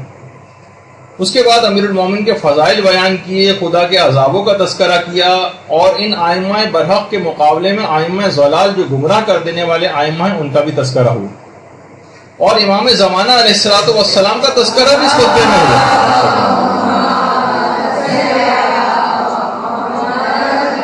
اور ان کے اوصاف جو وہ بیان کیے گئے، اور ہاتھوں کو بلند کر کے گویا آنے والی نسلوں تک اس پیغام کو پہنچا دیا کہ کسی کو اس کے بعد پھر کوئی ابہام نہ رہے۔ من کن تو مولا ہو والا، یہ چھوٹا سا جملہ یہ پوری کائنات کو اپنے اندر سموئے ہوئے، اور ہاتھوں کو بلند کر کے پیغمبر اسلام نے اپنے قول کو ایک فعل کی شکل بھی دے دی۔ اب ہو سکتا تھا کہ فردن 1,20,000 صحابہ سے بیعت لینا فردن ممکن نہ ہوتا، بہت سے ہو سکتا ہے کہ حاضر ہی نہ ہوتے اور ادھر ادھر کی باتیں کر کے نکل جاتے، کوئی بہانہ کر دیتے، تو پیغمبر اسلام نے اس کی بھی تدبیر جو ہے وہ کر رکھی تھی، اور کہا کہ ایھا الناس، اتنے کم وقت میں اتنی بڑی تعداد کا بیعت کرنا ممکن نہیں ہے، جو میں کہنے جا رہا ہوں اس کی تکرار کرتے رہو اور کہو کہ ہم نے اس مدعا پر آپ کی بیعت کر لی ہے، اور اس سلسلے میں ہم دل و جان سے اور اپنی زبانوں سے اور اپنے ضمیروں سے اور اپنے ہاتھوں سے ہم نے عہد و پیمان لے لیا ہے کہ جو شخص ہاتھوں سے بیعت کر چکا ہے وہ ہاتھ سے، اور جو ہاتھ سے بیعت نہیں کر سکا ہے وہ زبان سے اس بات کا اقرار کر چکا ہے۔ اور جیسے ہی پیغمبر نے اپنے خطبے کو ختم کیا تو بہت اختصار کے ساتھ، میں نے اتنا طویل خطبہ بس ایسی چند جملوں کے اندر گفتگو آپ کو آگے بڑھاتے یہاں تک لے کر آیا، خطبے کے اختتام پر مبارکبادوں کا ایک سلسلہ شروع ہو گیا، ہر طرف سے لوگ چاروں اطراف سے امیر المومنین کی طرف مبارکباد کے لیے ممبر کی طرف بڑھنے لگے، سب مبارکباد دے رہے تھے، اور پیغمبر اسلام یہ فرما رہے تھے کہ الحمدللہ الذی فضلنا علی جمیع العالمین، اور مجمع سے بڑی عجیب و غریب تہنیت کی آوازیں نکل رہی تھیں، ہاں ہم نے سن لیا ہے، ہاں ہم دل و جان سے اور اپنی زبانوں سے اپنے ہاتھوں سے اطاعت کرتے ہیں۔ مجمع سے جو آوازیں اس وقت اٹھ رہی تھیں ان کے شور نے اجتماع کی شان و شوکت کو ایک عجیب رنگ دے دیا تھا، اور ایک جشن کا ایک سما تقریباً وہاں پر پیدا ہو گیا تھا۔ پیغمبر نے اس سے پہلے بڑی سے بڑی فتح، حتیٰ کہ فتح مکہ، ان فتحنا لک فتحا مبینا، جسے فتح مبین کا آگے وہ جملے ارشاد فرمائے جو کبھی اتنی بڑی فتح مکہ میں بھی ارشاد نہیں فرمائے تھے۔ پیغمبر اسلام کہہ رہے تھے ہن اونی، مجھے مبارکباد دو، مجھے تہنیت پیش کرو، خود سے پیغمبر آگے بڑھ کر کہہ رہے تھے لوگوں سے، اس لیے کہ خدا نے مجھ سے نبوت اور میرے اہل بیت سے امامت کو مخصوص کر دیا۔ پیغمبر سے جو منادی تھے وہ باقاعدہ اس حکم کو لے کر میدان غدیر کے مجمع کے اندر گھوم گھوم کے خلاصے غدیر کی تکرار کر رہے تھے، اور کہہ رہے تھے پیغمبر نے فرمایا کہ من کنت مولا فہذا علی مولا، بار بار پیغمبر کی طرف سے منادی مجمع کے اندر گھوم گھوم کے اس بات کا اعلان کر رہے تھے۔ پھر پیغمبر اسلام نے حکم دیا کہ 2 خیمے لگائے جائیں، 2 خیمے، ایک خیمے کے اندر پیغمبر اسلام خود بیٹھ گئے اور خود تشریف فرما ہوئے، اور دوسرے خیمے کے دروازے پر امیر المومنین کو بیٹھنے کا حکم دیا کہ گروہ در گروہ آئیں اور امیر المومنین کی باقاعدہ آ کر بیعت کریں۔ لوگ آ رہے تھے، بیعت کر رہے تھے، مبارکباد دے رہے تھے، اور 3 دن اسی طرح سے یہ بیعت کا سلسلہ یہاں پر جاری رہا، یہاں تک کہ سب لوگوں نے بیعت کر لی اور کوئی شخص بھی باقی نہیں بچا کہ جس نے بیعت نہ کی۔ لیکن حیرت انگیز بات یہ تھی، جن افراد نے سب سے پہلے مبارکبادیں آ کر دی انہوں نے سب سے پہلے اس عہد کی عہد شکنی کی، سب سے پہلے۔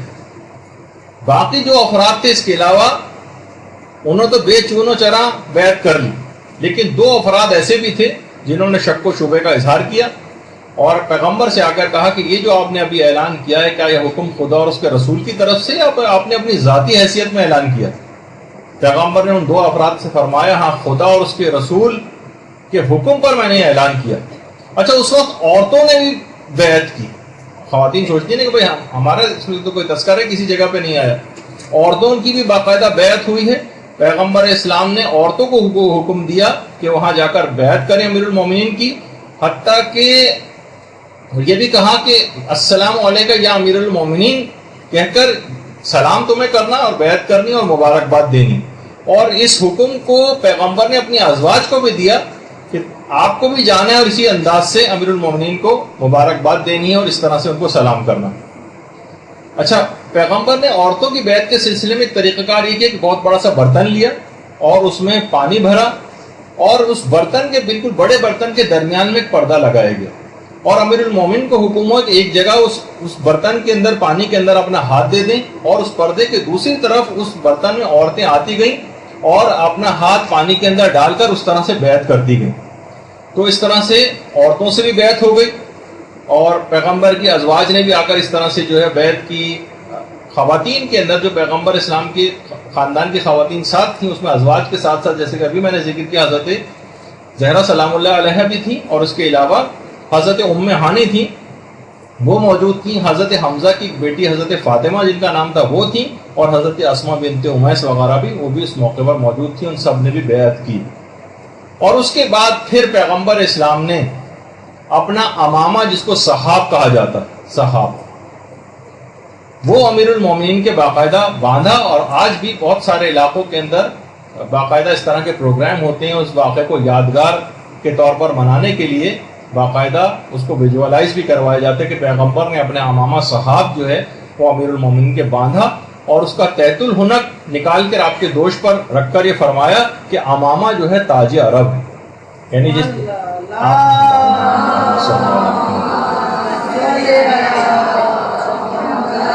اور اس وقت پیغمبر اسلام نے امیر المومنین سے جملہ بھی کہا تھا کہ جب امیر المومنین فرماتے ہیں کہ خود پیغمبر اسلام نے یہ بات امامہ باندھتے وقت مجھ سے کہی تھی کہ یہ بدر و حنین میں اسی طرح کے امامہ باندھنے والے ملائکہ کے ذریعے پروردگار نے میری مدد کی تھی. اسی طرح کے امامہ باندھنے والے ملائکہ ہیں. اور اس دن کی یاد کے طور پر کیونکہ بہترین دن ہے پیغمبر اسلام نے اس طرح سے اپنا ایک جانشین اور جو علم میں کائنات میں سب سے افضل ترین تھا پیغمبر کے بعد اس کو اپنا جانشین مقرر کیا تھا. یہی وجہ ہے کہ اس دن کی یادگار کے طور پر امامہ کی جو باقاعدہ پہنانے کی ایک تقریب ایران کے اندر جو ہے مختلف مدارس میں منعقد ہوتی ہے جس میں علماء کرام مختلف طالب علموں کو جو پہلی دفعہ امامہ باندھ رہے ہوتے ہیں اپنی تعلیم کے کسی مرحلے میں کامیابی حاصل کرنے کے بعد ان کو باقاعدہ آیت اللہ حضرات اسی طرح سے امامہ پہناتے ہیں. یہ جو آپ کے سامنے اس وقت الٹے ہاتھ پہ آیت اللہ ناصر مکارم شیرازی ہیں، دائیں ہاتھ پہ آیت اللہ صافی گل پائیگانی ہیں اور نیچے جو ہے آیت اللہ تقی مصباح یزدی اور اسی طریقے سے آیت اللہ نوری حمدانی اور مختلف علماء اس طرح سے تقریبات جو ہے منعقد ہوتی ہیں. اچھا، عید غدیر کے دن میدان غدیر میں باقاعدہ قصیدہ خوانی بھی ہوئی جو بھی تھوڑی دیر بعد آپ اس مدرسے کے اندر بھی ہوگی. اور تمام مومنین بھی اس کام کو انجام دیتے ہیں اور باقاعدہ پیغمبر اسلام کے ایک صحابی حسان ابن ثابت نے باقاعدہ اجازت آ کے طلب کی کہ میں اس موقع پر ایک قصیدہ کہنا چاہتا ہوں. پیغمبر اسلام نے حسان کو جو ہے وہ اجازت دے دی اور اس وقت حسان نے ایک قصیدہ اس جگہ پر پڑھا. پیغمبر اسلام نے اس طرح سے اجازت دی، کہا کہ حسان اللہ کے نام اور اس کی برکت کے ساتھ پڑھو. حسان ایک بلند ترین جگہ کے اوپر چلے گئے، مجمع چاروں طرف حسان کے اکٹھا ہو گیا اور ایک جشن کا سا سما بن گیا. اس کے بعد وہاں پر ایک پورا قصیدہ جو ہے پڑھا گیا. پیغمبر اسلام نے اس قصیدے کو پسند فرمایا اور کہا کہ اے حسان، بڑا اہم جملہ تھا، اے حسان جب تک تم اپنی زبان سے ہمارا دفاع کرتے رہو گے تب تک روح القدس تمہاری تائید کرتا رہے گا. جب تک تم اپنی زبان سے ہمارا دفاع کرتے رہو. بڑا بلیغ جملہ پیغمبر نے ارشاد فرمایا تھا کہ جس کے آگے چل کر پتہ چلا کہ پیغمبر نے اس جملے کو کیوں ارشاد فرمایا تھا کہ وہ پیغمبر مستقبل کی باتیں بھی دیکھ رہے تھے جو بھی آگے چل کر آئیں. اچھا، اب اس وقت جبرائیل انسانی شکل میں مجمع کے درمیان موجود تھے اور لوگوں کو منع کر رہے تھے کہ خبردار اپنے عہد و پیمان کو توڑنا دینا جو تم نے پیغمبر کے ساتھ کیا. اس وقت حضرت عمر نے رسول خدا کے پاس آئے اور کہا کہ یا رسول اللہ، آپ اس مرد کی باتیں سن رہے ہیں، کیا کہہ رہا ہے؟ پیغمبر نے کہا کہ تمہیں پتہ ہے کہ یہ مرد کون ہے؟ انہوں نے کہا نہیں. کہا یہ روح الامین جبریل ہے اور دیکھو تم اپنے ایمان کی حفاظت کرنا، کہیں کوئی عہد شکنی نہ کر دینا. اگر تم نے ایسا کیا تو خدا اور اس کے رسول تم سے بیزار ہو جائیں گے. پیغمبر نے سختی کے ساتھ اس حکم کو ارشاد فرمایا. اور اس کے بعد تیسرے دن کا جب اختتام ہوا، جب 3 دن وہاں پر تمام رسومات ہو گئی ہیں میدان غدیر میں، تو ایک بڑا عجیب و غریب وہاں پر واقعہ ہوا. حارث بن نعمان فہری اپنے 12 ساتھیوں کے ساتھ پیغمبر کے پاس آیا اور کہا میں آپ سے 3 سوالات کرنا چاہتا ہوں. 3 سوالات. ایک تو یہ کہ من کنتو مولاہو کا اعلان اللہ کی طرف سے یا آپ نے اپنی ذاتی حیثیت میں دیا. دیکھیے ایک تو اس نظریے کا ابطال بھی یہاں سے ہو جاتا ہے کہ ذرا سا بھی اگر یہ لوگ اس بات کو درک کر لیتے اور قرآن کی آیت سے بھی واقف ہوتے ما ينطق عن الهوى ان هو الا وحی یوحی کہ رسول اپنی خواہش نفس سے کوئی بات نہیں کرتا, وہ تو جو کچھ کہتا ہے وحی الہی اور حکم خدا ہوا کرتا. تو وہی سوال آ کے اس نے کیا کہ آپ نے ذاتی حیثیت میں کیا یا خدا کی طرف سے. پیغمبر اسلام نے کہا میں اپنا کوئی حکم ذاتی حیثیت میں نہیں کرتا, جو کچھ ہوتا ہے میں اجازت کے بغیر خدا کی کوئی اعلان نہیں کرتا ہوں. حارث نے کہا کہ اے خدا, اب آسمان کی طرف دیکھا اس نے, اے خدا محمد نے جو کچھ بیان کیا ہے صلی اللہ علیہ وآلہ وسلم,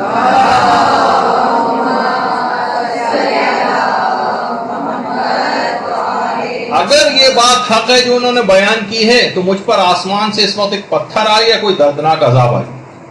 اسی وقت آسمان سے ایک پتھر آیا جو اس کے سر سے ہوتا ہوا نیچے سے جسم کے خارج ہو گیا,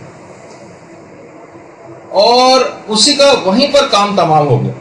اسی وقت ایک آیت نازل ہوئی سأل سائل بعذاب واقع للکافرین لیس لہ دافع. اس ایک عذاب مانگنے والے نے عذاب مانگا اور کافروں کے لیے اس عذاب کو دفع کرنے والا کوئی نہیں, کوئی کافروں پر اس عذاب کو دفع نہیں کر سکتا.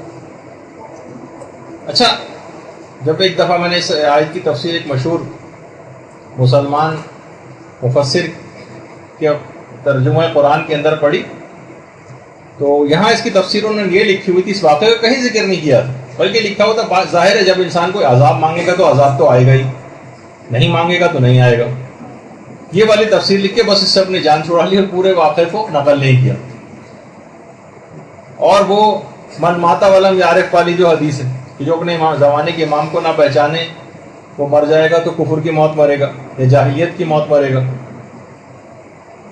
تو ایک مشہور عالم دین نے اس کا جواب یوں لکھا تھا کہ ظاہر ہے اگر کسی زمانے میں کوئی امام ہوگا تو پہچانا جائے گا, نہیں ہوگا تو نہیں پہچانا جائے گا, فقط واللہ عالم. بس یہ لکھا, بہت مشہور عالم دین کی بات بتا رہا ہوں مسلمانوں کے. تو بہرحال اس قسم کی باتیں جب کوئی نہیں ہوتی, دلائل وغیرہ نہیں ہوتے تو پھر انسان اس طرح کی باتوں کا سہارا لیتا.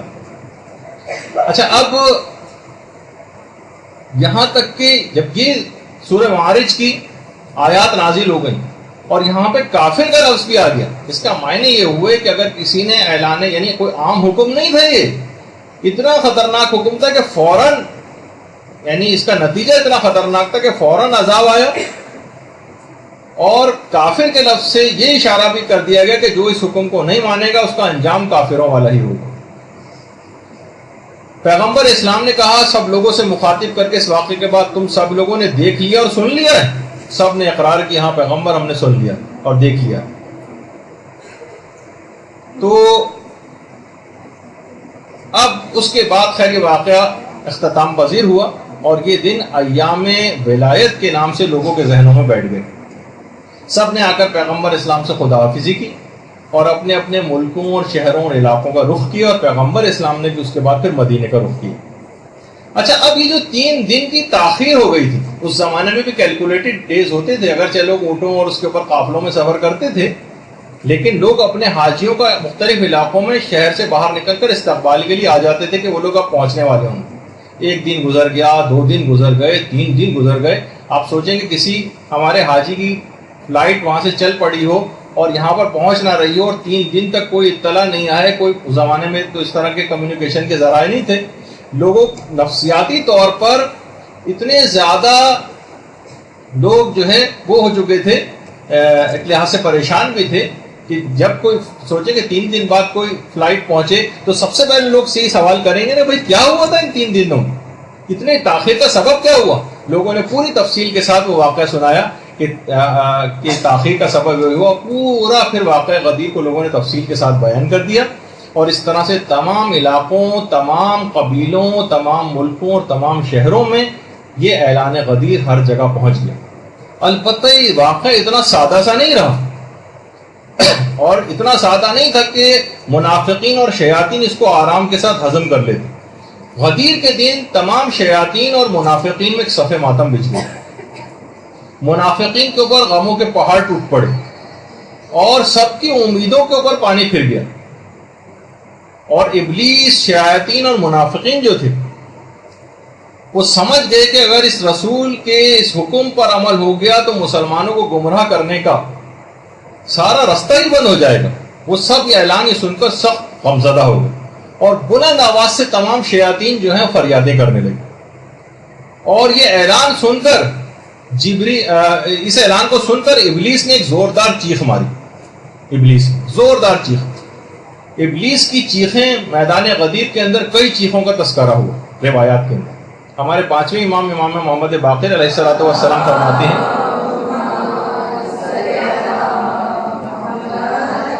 کہ ابلیس نے 4 مرتبہ جو ہے وہ فریاد جو ہے وہ بلند کی.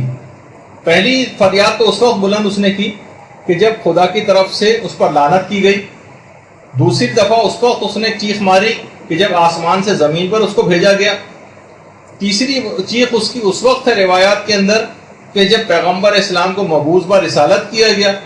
اور چوتھی اس غدیر خم کے اس اعلان سننے کے بعد شیطان نے ایک زوردار چیخ ماری جب مولا کو جانشین بنایا گیا. اور ایک روایت میں ایک اور مقام بھی کہ جب سورہ الحمد نازل ہوا اس وقت بھی شیطان کی ایک چیخ کا تذکرہ. پانچویں امام یہ فرماتے ہیں کہ جب پیغمبر اسلام نے امیر المومنین کے ہاتھ کو اپنے ہاتھ میں لیا اور جس وقت من کنت مولا ہو کہا، ابلیس کے گروہ کے جتنے بھی بڑے بڑے شیاطین تھے سارے اس کے پاس جمع ہو گئے اور کہا کہ تم نے تو یہ کہا تھا کہ پیغمبر اسلام کی رحلت کے بعد یہ تمام صحابہ متفرق ہو جائیں گے، لیکن پیغمبر نے تو اتنا جامع پروگرام دے دیا ہے کہ ایک جانشین کے بعد دوسرا جانشین آ کر جگہ لے لے گا. ابلیس نے کہا جاؤ، ان میں سے اکثر نے مجھ سے وعدہ کر لیا ہے کہ رسول کی کسی بات کا اقرار نہیں کریں گے اور مجھ سے کیے گئے وعدے سے پیچھے نہیں ہٹیں گے. منافقین شیطان سے باقاعدہ وعدہ کر چکے تھے کہ ہم پیغمبر اسلام کے اس قول و اقرار کو نہیں مانیں گے اور ان سے جو ہے ان کی کسی بات کو نہیں مانیں گے اور جو ابلیس سے جو وعدہ کیا اس کو پورا کریں گے. بحار الانوار کی 37ویں جلد کے اندر باقاعدہ یہ سب روایات موجود ہیں اور کتاب عوالم کی 3ری جلد میں بھی اس کی پوری تفصیل. اور پانچویں امام جملہ ارشاد فرماتے ہیں کہ جیسے ہی امیر المومنین کا ہاتھ پیغمبر نے اپنے ہاتھ میں لیا اس وقت شیطان کی ایک زوردار چیخ آئی اور تمام خشکی اور تری کے جتنے بھی شیاطین تھے سب نے اس کو آ کر گھیر لیا اور کہا کہ اے آقا تم کس مشکل میں گرفتار ہو، ہم نے کبھی اتنی بھیانک چیخ کی آواز نہیں سنی. تو شیطان نے کہا کہ پیغمبر نے وہ کام انجام دے دیا ہے کہ اگر یہ نتیجہ بخش ہو گیا تو کوئی خدا کی نافرمانی نہیں کرے گا. اب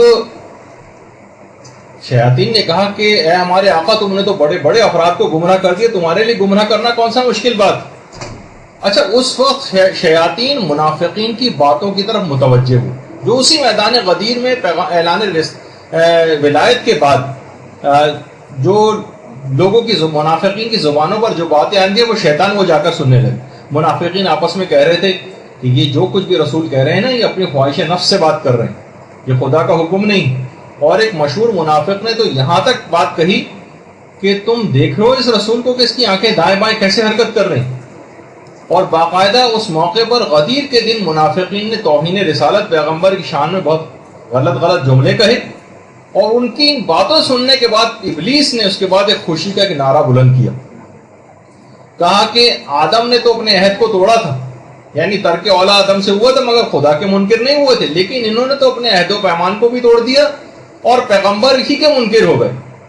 اور پھر کچھ ہی عرصہ جب گزرا ہے اور پیغمبر اسلام کی رحلت ہوئی ہے اور لوگوں نے پھر پیغمبر اسلام کی رحلت کے بعد امیر المومنین کو چھوڑ کر کسی اور کو اپنا والی بنایا تو ابلیس نے روایات میں ملتا ہے کہ بادشاہت کا تاج اپنے سر پر رکھا اور ایک ممبر بنا کر بیٹھا اور تمام شیاطین کو اس نے پوری دنیا کے جمع کیا اور کہا کہ آج خوشی مناؤ اس لیے کہ جب تک امام قیام نہیں کرے گا اس وقت تک اب خدا کی اطاعت ہو نہیں سکتی.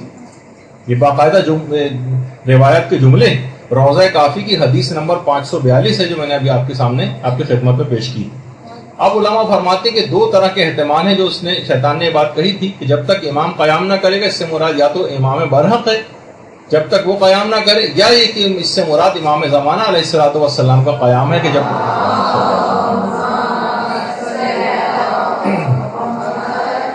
کہ جب تک وہ قیام نہ کریں جب تک کہ خدا کی اب اطاعت ہو نہیں سکے گی. اور ایک اور روایت میں ہمارے چھٹے امام امام جعفر صادق علیہ الصلوۃ والسلام فرماتے ہیں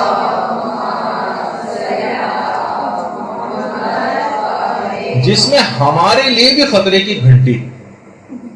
وہ کیا ہے؟ شیطان کی 3 چیخوں کا تذکرہ غدیر کے دن. ایک تو جب پیغمبر اسلام نے اعلان ولایت کیا تو شیطان کی ایک چیخ کی آواز آئی, سب جمع ہو گئے. لوگوں نے جو اس کے شیاطین تھے آ کر پوچھا کہ آپ نے کیوں ایسی چیخ ماری؟ کہنے لگا وائے ہو تم پر, آج کا دن تو عیسیٰ کے دن کی مانند, یعنی حضرت عیسیٰ نے جب شمعون کو اپنا جو ہے جانشین مقرر کیا تھا. پھر اس کے بعد پھر شیطان نے ایک زوردار چیخ ماری, شیاطین پھر جمع ہو گئے. کہا کہ اب کیا بات ہو گئی؟ کہا آج خدا نے میرے قول کے لیے ایک آیت کو نازل کر دیا جو سورہ سبا کی آیت ہے, وَلَقَدْ صَدَّقَ عَلَيْهِمْ إِبْلِيسُ ظَنَّهُ فَاتَّبَعُوهُ إِلَّا فَرِيقًا مِنَ الْمُؤْمِنِينَ, کہ آج ان پر ابلیس نے اپنے گمان کو سچ کر دکھایا اور مومنین کے گروہ کے علاوہ سب لوگوں نے ابلیس کی تابعداری کی. اس کے بعد ابلیس نے آسمان کی طرف دیکھا اور کہا کہ خدا کی عزت و جلال کی قسم, میں ہدایت یافتہ جو گروہ ہے اس کو گمراہوں کے گروہ کے ساتھ ملا دوں, یعنی میں ان کے اصحاب کو بھی رسول اور ائمہ جو امیر المومنین کے اصحاب ہیں ان کو گمراہ کر دوں. اچھا, پیغمبر اسلام جو اس وقت شیطان کے تمام پروگرام سے واقف تھے, فوراً پیغمبر اسلام نے ایک اور آیت کی تلاوت کی کہ اِنَّ عِبَادِي لَيْسَ لَكَ عَلَيْهِمْ سُلْطَان, کہ میرے بندوں پر تیرا کوئی اختیار نہیں چلے. شیطان نے پھر ایک زوردار چیخ ماری, گروہ پھر جمع ہو گیا اور کہا کہ خدا کی قسم میں علی کے اصحاب پر تو تسلط نہیں رکھتا ہوں, لیکن میں بھی خدا کی عزت و جلال کی قسم کھاتا ہوں کہ میں گناہوں کو علی کے شیعوں کے سامنے اچھا بنا کر پیش کروں گا تاکہ میں ان کا ارتکاب کروا کر تیری بارگاہ میں علی کے شیعوں کو مبغوض کر سکوں, ان کو عذاب دلوا سکوں. بہار الانوار کی جلد نمبر 37. یہ اب یہ سوچ لیجیے کہ گناہوں کا ارتکاب شیطان کے مشن کو کامیاب کر دے گا. اس نے کہا تھا کہ ٹھیک ہے میں علی کے مخلص اصحاب کے اوپر تو تسلط نہیں رکھتا ہوں, لیکن میں گناہوں کو اچھا بنا کر علی کے شیعوں کے سامنے ضرور پیش کروں گا اور ان سے ارتکاب کرواؤں. تو اب آپ کو فوراً کبھی کوئی ایسا موقع آ جائے زندگی کے اندر تو شیطان کی اس بات کو, اب اگر ہم نے اس کام کو کیا تو گویا شیطان کے اس مقصد کو ہم پورا کر دیں گے اور میدان غدیر کے اندر جو واقعہ پیش آیا تھا اس کے نتیجے کے برخلاف عمل کریں گے. تو بہرحال اچھا, اب بہار الانوار کی 37ویں جلد کے اندر ہے پورا واقعہ. اچھا, غدیر کے دن شیطان ایک خوبصورت بوڑھے کی شکل میں رسول خدا کے پاس آئے اور پیغمبر کے پاس آ کر شیطان نے ایک طنز کیا اور کہا کہ اے محمد صلی اللہ علیہ وآلہ وسلم,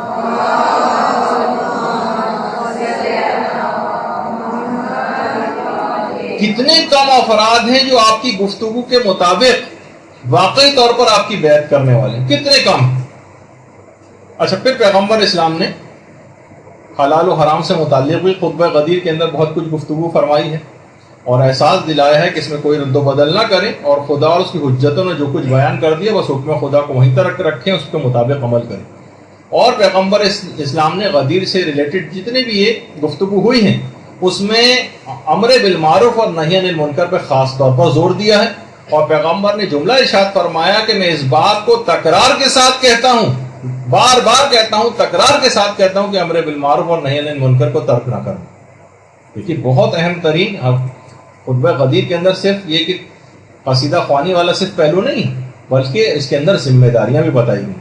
باقاعدہ خطبہ غدیر میں جو موضوعات اور کلمات کی جو تعداد ہے وہ بھی علماء نے پوری ریسرچ کے ساتھ لکھی ہے, کیلکولیٹ کی. خدائی صفات پر 110 جملے پیغمبر نے اس خطبے کے اندر ارشاد فرمائے ہیں.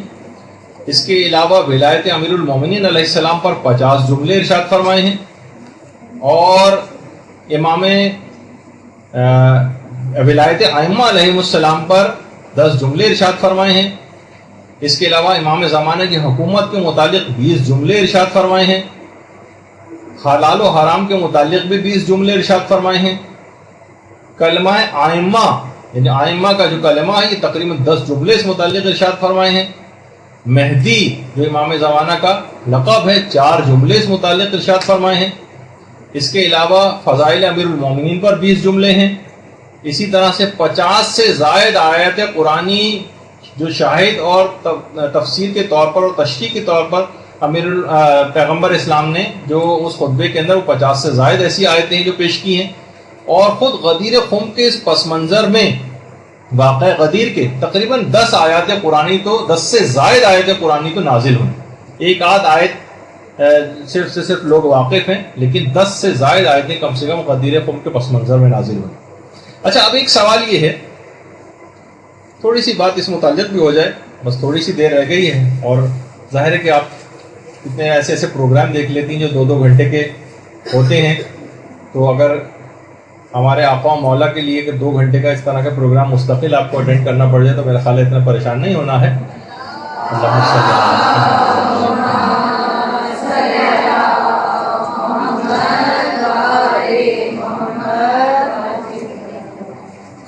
اچھا، کہ پیغمبر اسلام نے آخر بیعت کیوں لی؟ کیا ضرورت تھی الگ سے بیعت لینے کی؟ دیکھیے پیغمبر نے اس سے پہلے بھی تو کتنے سارے احکامات دیے، بس احکام آتے تھے، نص رسول ہوتی تھی، لوگ ویسے ہی مانتے تھے. لیکن پیغمبر جانتے تھے کہ اس بیعت کو آنے والے دنوں میں ثقیفہ کی بیعت کے مقابلے میں آ کر اس کو باطل کرنا، تاکہ جب لوگ بیعت توڑ کر کسی نئی بیعت کو اختیار کریں تو ان کا وہیں پر ابطال ہو جائے کہ یہ وہی شخص ہے جو کچھ ایام پہلے حکم خدا اور رسول پر امیر المومن کی بیعت کر چکا ہے اور اب یہ بیعت شکنی کرنے جا رہا ہے. دیکھیے دیگر بیعتیں بھی جو ہوئی ہیں وہ الگ نوعیت کی تھیں، اس میں فقط چند افراد تھے جو یہ آپس میں ایک دوسرے کا انتخاب کر رہے تھے یا اپنی بنائی ہوئی شورا کے ذریعے انتخاب ہو رہا تھا. لیکن اس بیعت میں اور دیگر بیعتوں کے اندر زمین و آسمان کا فرق ہے. اب ایک سوال ہے، بس ویسے تو اتنا بڑا موضوع تھا غدیر کا، لیکن ایک سوال کہ اتنے دماغوں میں آتا ہے 1,20,000 صحابہ کا مجمع، اتنے واضح اعلان کے بعد لوگوں نے بیعت شکنی کیوں کی؟ بہت اہم سوال. دیکھیے کیسے ممکن ہے، لوگ اکثر معترضین یہ سوال کرتے ہیں کہ 1,20,000 صحابہ کا مجمع ہو، اتنی بڑی تعداد میں لوگوں نے حدیث غدیر سنی ہو اور ثقیفہ میں کوئی اعتراض نہ کرے، یہ کیسے ممکن ہے؟ تو دیکھیے پہلی بات تو یہ ہے کہ لوگوں نے جو کچھ بھی عمل کیا وہ ایک الگ طرف ایک بات رہی، جس کا بھی جواب آ جائے گا، لیکن یہ بات ایک طے شدہ ایک کنفرم واقعہ ہے جس کا آج تک کبھی کسی نے کوئی انکار نہیں کیا.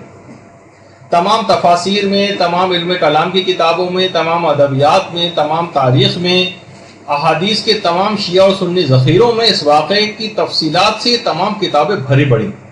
خود امام نسائی انہوں نے 250 واسطوں کے ساتھ اس واقعہ غدیر کو نقل کیا. تو اس کے واقع ہونے میں تو کوئی شک و شبہ نہیں. ہاں وہ سوال البتہ اپنی جگہ رہتا ہے کہ لوگوں نے پھر خاموشی کیوں اختیار کی. تو پہلی بات تو یہ کہ پیغمبر اسلام کے جتنے بھی مخلص اصحاب تھے سب لوگوں نے خاموشی اختیار نہیں کی تھی، بلکہ بعض افراد تو باقاعدہ بولے تھے، انہوں نے اعتراض کیا تھا. حضرت سلمان نے، حضرت مقداد نے، طلحہ نے اور زبیر نے بھی، اور باقاعدہ حضرت زبیر نے تو ثقیفہ کے سرداروں پر تلوار تک کھینچ لی تھی. یعنی ایسا نہیں تھا کہ سب لوگ مان گئے.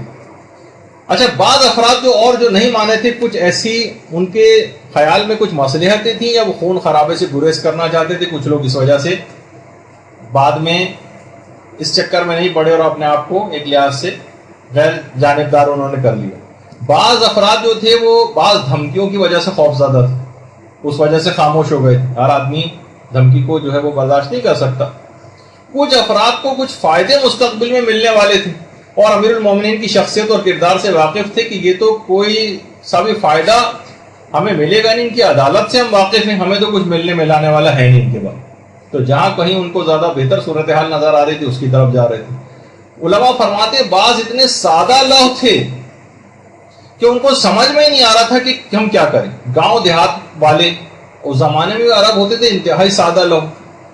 یعنی ابھی بھی آپ دیکھیں گاؤں دیہات میں جب الیکشن ہوتے ہیں تو ان کو یہ بھی نہیں پتا ہوتا، اس کا امیدوار کا نام بھی نہیں پتا ہوتا کس کو ووٹ دینے جا رہے ہیں. آج کل کے دور میں جو اتنا زمانہ ترقی کر چکا ہے اور وہ کہتے ہیں کہ جناب اچھا وہ فلاں نشان کے اوپر اور اونٹ گاڑی پر اور فلاں پھل کے اوپر اور سیب پر اور میز پر اور قلم پر کسی بھی جا کر نشان دے کے وہاں اسٹیمپ لگا دیں. تو اسی طرح سے اس زمانے میں بھی اتنے سادہ لوگ ہوتے تھے. اچھا بعض ایسے تھے کہ جو باقاعدہ انکاری تھے اور امیر المومنین سے باقاعدہ کینہ اور دشمنی رکھتے تھے. کتنے ہی کافر اور مشرک رشتہ داروں کو ان کے مختلف جنگوں میں امیر المومنین قتل کر چکے تھے. عربوں کا کینہ تو بہت مشہور ہے نا, تو یہ والی بہت تھی ان کے اندر دشمنی, اس وجہ سے بھی انکار کیا. بعض اتنے زیادہ نادان اور جاہل تھے, حیرانگی ہوگی آپ کو سن کر, لیکن علماء نے لکھا ہے حوالوں کے ساتھ کہ وہ سمجھتے تھے کہ حضرت ابو بکر یا حضرت علی جن کی ہم بیعت کر رہے ہیں یہ علی ہیں. اور باقاعدہ ابو جعفر الاسقافی جن کی کتاب المعیار والموازنہ, اس کے اندر انہوں نے باقاعدہ اس بات کو لکھا ہے کہ اس زمانے کے لوگوں کی جہل و نادانی کا ثبوت اس سے آپ اندازہ لگائیے کہ وہ اس طرح سے ان اصحاب کو پہچانتے تھے اور یہ نام لے کر مخاطب کرتے تھے: علی ابن خطاب، عمر ابن ابی قحافہ، عثمان ابن ابی طالب اور ابو بکر ابن عفان. ان سب کے نام اور بلدیتیں بدل کے ان کو یہ نہیں پتا تھا کہ ہم کس سے مخاطب. تو اس زمانے کی ایک یہ بھی وجہ تھی کہ ایسے افراد, اور باقاعدہ بیعت لینے کے لیے بعد میں عربوں کے گروہ کو خطیر رقم جو ہے وہ دے کے بھیجا گیا تھا, جو کہ لالچ میں بہت سارے افراد نئی بیعت کو قبول کر لیں, اور کہا تھا کہ جو پیسے سے قبول کر لے وہ پیسہ لے, اور جو پیسے کو قبول نہ کرے تو پھر جو ہے اس کے لیے ڈنڈے کو تیار رکھیں, اس کی مار وغیرہ لگائیں. شیخ مفید نے کتاب جمل میں اور شرح اصول کافی میں محمد صالح مازندرانی نے باقاعدہ اس بات کو بیان کیا. اور کچھ لوگ اسلام میں ظاہر ہے کہ مفادات کی پاسداری کے لیے بھی داخل ہوئے تھے, سازشوں کے تحت مال غنیمت کے لالچ میں. بہت سے آپ کو پڑھتی ہیں آپ کتابوں میں کہ پورے قبیلے مسلمان ہو جاتے تھے, تو حیرانگی ہوتی ہے کہ پورا قبیلہ کیسے مسلمان. بھائی کچھ لوگ متاثر ہو کہ بہت سے لوگ متاثر نہیں, پورا قبیلہ کیسے؟ تو پورے قبیلے میں مسلمان ہو جاتے تھے لیکن دل سے قائل نہیں ہوتے تھے, کیونکہ قبیلے کو چھوڑنے کے معنی یہ ہوتے تھے کہ جیسے کوئی بھیڑ جو ہے وہ بھیڑیوں کے غلے میں اس کو چھوڑ دیا جائے. یعنی اگر کوئی شخص قبیلے سے ہٹ جائے اگر, تو اس کو اکیلا پا کر لوگ اس کے مال و اسباب لوٹتے تھے اور اسے قتل کر دیتے. قبیلے کے ساتھ رہنا ضروری ہوا. پورے نے زیادہ تر لوگوں نے یا سردار نے قبول کر لیا تو پورے کا پورا قبیلہ بھی مسلمان ہو گیا, لیکن دل سے مسلمان نہیں تھے. تو اس طرح کے بھی بہت سارے افراد ایسے تھے کہ جو اس طرح کے تھے کہ جو کہ بعد میں انکاری ہو گئے, اور بعض عہدوں کے لالچ میں تھے. کچھ تو آپ کو پتا کہ فتح مکہ کے بعد اسلام کے کتنے وہ افراد کی جنہوں نے اسلام کے خلاف تلوار چلائی تھی, اچانک سے وہ مسلمان ہو گئے, ابو سفیان وغیرہ کی طرح سے, اور کتنے اس قسم کے افراد بھی موجود تھے. تو بہرحال اسلامی معاشرے کی ایک بہت بڑی مصیبت جسے کہا جائے, مشکل, ایک نفاق اور منافقین کی صورت میں وہ اس وقت اس زمانے میں موجود تھی. اور علماء نے جو باقاعدہ جنہوں نے قرآن پر کام کیا, انہوں نے ایک بات کو لکھا ہے کہ اگر قرآنی آیات کی ہم ترتیب کا جائزہ لیں تو منافقین کے بارے میں اکثر آیات پیغمبر اسلام کے حیات ظاہری کے آخری زمانے کی, آخری زمانے میں ساری منافقین کے متعلق آیات ہیں. یہی وجہ ہے کہ آخری پیغمبر اسلام کے اس حج کے واقعے کے بعد منافقین نے آپس میں باقاعدہ ایک ایگریمنٹ کیا, سائن کیا تھا کہ, اور اسلام کے خلاف ایک دقیق اور پیچیدہ سازش بھی تیار کی تھی, جو کہ ابھی آج تو ہمارا اس کا موضوع جو ہے وہ نہیں ہوگا.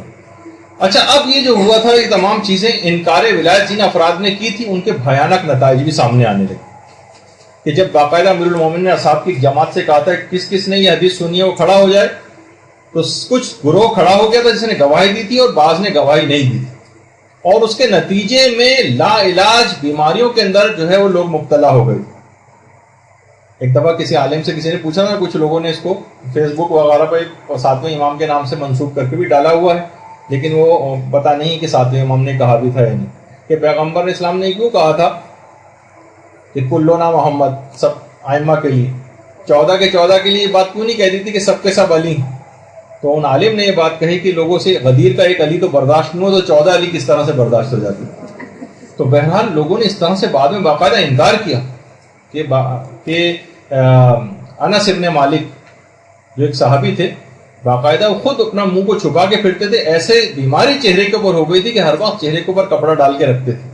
ابن قتیبہ نے المعارف کے اندر اور ابن ابی الحدید نے شرح نہج البلاغہ کے اندر ان کا تذکرہ کیا. اس کے علاوہ ایک اور برا بن عازب, یہ بھی اپنے اندھے ہو گئے تھے کیونکہ انہوں نے گواہی نہیں دی تھی, اور ارجح المطالب کے اندر باقاعدہ یہ بات ہے کہ اپنے چہرے کو چھپا کر پھرتے تھے. زید ابن ارقم کے متعلق بھی وہ بھی اسی وجہ سے نابینا ہو گئے تھے. اور جریر ابن عبداللہ بجلی, یہ بھی گواہی کو چھپانے کے نتیجے میں باقاعدہ اتنے زیادہ اس طرف گئے کہ انہوں نے معاذ اللہ اس کے بعد جو ہے امیر المومنین پر لعنت بھی کی اور جاہلیت اور کافر ہو گئے، یعنی یہاں تک اس بات کا تذکرہ آیا۔ تو دیکھیے فقط صرف یہاں ایک بات یہ بھی ہے علماء نے کہی ہے کہ صرف تعریفیں کرنے سے دیکھیے کام نہیں چلتا، صرف قصیدہ گوئی سے کام نہیں چلتا۔ بخن بخن یا علی، بہت سارے لوگوں نے اس موقع پہ بات کہی تھی، لوگ کہتے ہیں مبارک ہو مبارک ہو، مبارک کے معنوں میں نہیں، واہ واہ یا علی واہ واہ، جو آج کل بھی ہمارے یہاں ہوتا ہے کہ صرف واہ واہ کریں اور تعمیل احکام نہ کریں، تو اس زمانے کے واہ واہ کرنے والوں جیسا انجام ہو جائے گا۔ نجاشی جو شاعر تھا، نجاشی، ایک تو وہ حبشہ والے نجاشی کی بات نہیں، اور ایک شاعر نجاشی تھا جو امیر المومنین کی بہت تعریفیں کیا کرتا تھا اور قصیدے کہتا تھا، لیکن رمضان میں جب اس نے شراب پی تو باقاعدہ امیر المومنین نے زائد کوڑے اس کو لگوائے۔ ایک تو رمضان میں شراب پی اس وجہ سے، ابھی جن کا تذکرہ ہوا تھا جو رسول کی شان میں شاعری کرتے تھے، اس سے پہلے زبردست قصیدہ خوانی کی تھی خود میدان غدیر میں، لیکن بعد میں کیا ہوا، انجام صحیح نہیں ہوا، اپنے قول سے پھر گئے، اور دوسرے لوگوں نے تو پھر بھی چوتھے نمبر کا خلیفہ مان لیا، انہوں نے چوتھے نمبر پہ بھی نہیں مانا اور اس سے بھی انکاری ہو گئے۔ تو آپ نے دیکھا کہ صرف بہرحال واہ واہ کرنے سے اور صرف قصیدے کہنے سے کام نہیں چلتا، اگرچہ یہ بھی بہت اہم ذمہ داری، یعنی جب یہ کہ یہاں پر ابھی فوراً بعد ہی کچھ قصیدہ خوانی وغیرہ آپ لوگ کریں گی، لیکن تعمیل احکام بھی ساتھ ساتھ کرنی، ورنہ دیگر لوگوں کا انجام ضرور ملحوظ خاطر رکھنا چاہیے جو صرف تعریفیں کر کے دیں۔ دیکھیے بعض علماء نے بالکل صحیح مثال دی کہ ہم تبرک اور برکت کے لیے اپنے امام کو امام تو نہیں مانتے کہیں، رسول اللہ نے تو اولا بالتصرف کے معنی میں کہا تھا، بہت ساری روایتوں میں ہے کہ اعلان غدیر سے پہلے، ولایت کا اعلان کرنے سے پہلے کہا تھا کہ کیا میں تمہارے نفسوں پر تم سے زیادہ اولویت نہیں رکھتا؟ سب لوگوں نے کہا تھا ہاں یا رسول اللہ اب رکھتے، پھر کہا تھا من کنت مولا۔ تو اس کا مطلب ہے پیغمبر نے پہلے اقرار لے لیا تھا کہ لوگوں کی جانوں پر، مالوں پر اور نفسوں کے اوپر علی اولا بالتصرف، جس طرح سے پیغمبر۔ اب مثلا علی کہیں کہ عورتوں کو پردہ کرنا، اب جو تبرک کے لیے صرف برکت کے لیے علی کو امام مانے گی، وہ مجلس بھی کرے گی، وہ جشن بھی اپنے گھر کے اندر منعقد کرے گی، نجاشی کی طرح سے مثلا ان کی شان میں قصیدہ خوانی بھی کرے گی، مگر پردے کی بات نہیں مانے گی۔ لوگ گھروں میں اپنے جشن کرتے ہیں، انتظام کرتے ہیں، شعراء کو بلا کر لاتے ہیں، خوب تعریفیں کرتے ہیں مولا کی، اور وہی مولا جس کا آپ کے مال کے اوپر بھی تصرف ہے، جب وہ آپ سے خمس کا تقاضا کرتا ہے تو وہی مومن جو ابھی تک جشن میں تعریفیں کر رہا تھا اب آئیں بائیں شائیں کر رہا ہے، اب جو ہے وہ بہانے بنا رہا ہے۔ دیکھیے پیغمبر اسلام نے اولا بالتصرف کے عنوان سے مولا ماننے کو کہا تھا، فقط اظہار محبت کا تقاضا نہیں کیا تھا میدان غدیر میں، وہ تو بہت پہلے ہو چکا تھا، قل لا اسألکم علیہ اجرا الا المودۃ فی القربى، تو بہت پہلے کی بات تھی۔ صرف یہی نہیں تھا کہ اعلان جو میدان غدیر ہے اس کے اندر صرف محبت کا اظہار آپ آ کر کریں، اتنے اہتمام کی دوبارہ ضرورت نہیں تھی، وہ تو پہلے بات ہو چکی تھی۔ تو علی سے اظہار محبت کا جو تقاضا تھا من کنت مولا کا، وہ مصداق نہیں تھا، بلکہ اولا بالتصرف کے معنوں پر، یعنی مال کے اوپر اولا بالتصرف، جان کے اوپر اولا بالتصرف، اولاد کے اوپر اولا بالتصرف، یعنی پوری زندگی پر یہ مولائیت ہمارے محیط ہے۔ امام جب موجود ہو تو یہ ولایت براہ راست ہوتی ہے، اور ان کی غیبت میں فقیہ جامع شرائط کے ذریعے اس ولایت کا ایک حصہ آپ تک پہنچتا، چاہے اختیارات میں اختلاف ہوگا، لیکن ولایت فقیہ اسی ولایت کا جز اور ایک کنٹینویشن، اس کے الگ دلائل ہیں علماء جو بیان کرتے ہیں۔ تو دیکھیے وہی مولا جو کہ لقب یافتہ ہے باب مدینۃ العلم، وہ بار بار علم حاصل کرنے کی تاکید کر رہا ہے، بار بار۔ ہم جشن میں اسی مولا کے علم کے قصیدے پڑھ رہے ہیں، مگر علم حاصل کرنے کے لیے کبھی کوئی کوشش، کوئی اقدام نہیں کرتے۔ مثلا کہا جاتا ہے لوگ کہ بھائی بچوں کو اپنے تعلیم یافتہ بنانا چاہیے، تو لوگوں سے آپ پوچھیں تعلیم یافتہ بنانے کے لیے کیا کریں، وہ کہیں گے بھائی تعلیمی اداروں میں بھیجیں، اسکولوں میں، کالجوں میں، یونیورسٹیوں میں، دنیاوی تعلیم کے لیے وہاں بھیجتے ہیں نا۔ اچھا دین کے لحاظ سے بھی تعلیم یافتہ بنانا ہے ان کو، اب ان کو کہاں بھیجیں؟ تو اس میں سب لوگ اگر خاموش ہو جاتے ہیں۔ بھائی جب ہر دنیاوی تعلیم کے لیے اسکول، کالج اور یونیورسٹی کی ضرورت ہے، تو دین کی تعلیم کے لیے کسی مدرسے، کسی دینی اسکول، کسی دینی یونیورسٹی، کسی دینی کالج کی ضرورت نہیں پیش آئے گی جہاں پہ جا کر وہ یہ علوم کو حاصل کرے۔ تو لوگ وہاں اگر خاموش ہو جاتے ہیں، تو آپ خود بتائیے کب علم حاصل کرنے کے لیے ہم نے اقدام کیا؟ ابھی کچھ ہی عرصے پہلے انٹرنیٹ وغیرہ پہ بھی ایک بڑے اچھا ایک نقطۂ نظر پیش کیا کہ علی بغیر علی کے تعلیم کبھی مکمل نہیں ہو سکتی. یقین نہ آئے تو لفظ تعلیم میں سے علی آپ نکال دیں, باقی صرف تم رہ جاؤ گے, یعنی علم اس میں سے نکل جائے گا.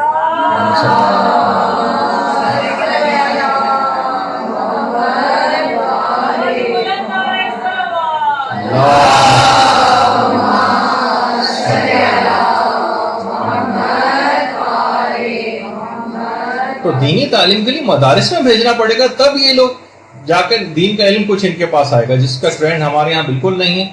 اور کچھ ایسے حالات پیدا کر دیے گئے کہ لوگ اور زیادہ اس سے ایک خاص سازش کے تحت کے لوگ اور متنفر ہوتے جا رہے ہیں.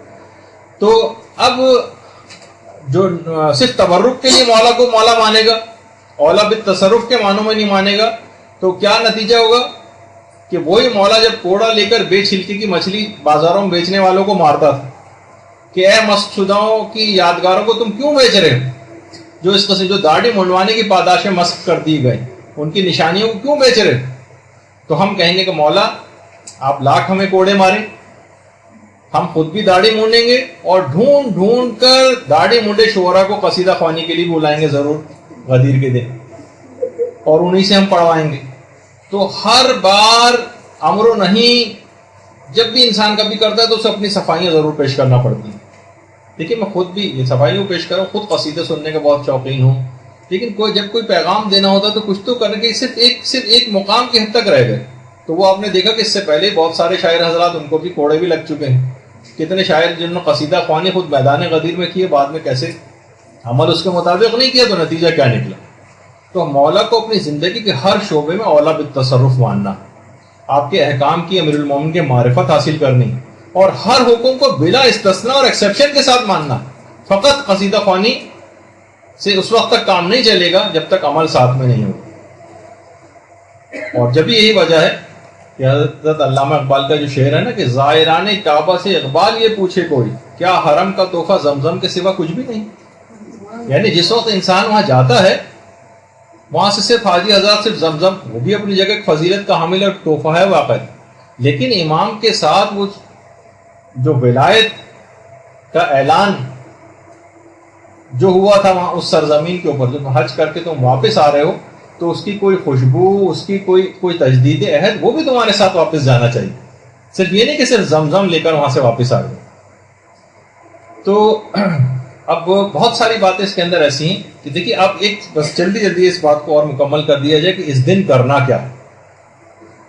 دیکھیے خوشی کا دن ہے, ہر وہ کام اس دن آپ کو کرنا ہے جس کا شریعت میں اجازت دی گئی ہو, جس کی انسانی ضمیر بھی اجازت دی. ایسا کوئی بھی پروگرام جس میں انحراف ہو, جو یا ابھی یا آئندہ کبھی شریعت سے متصادم ہونے والا, اس کام کو روک دینا.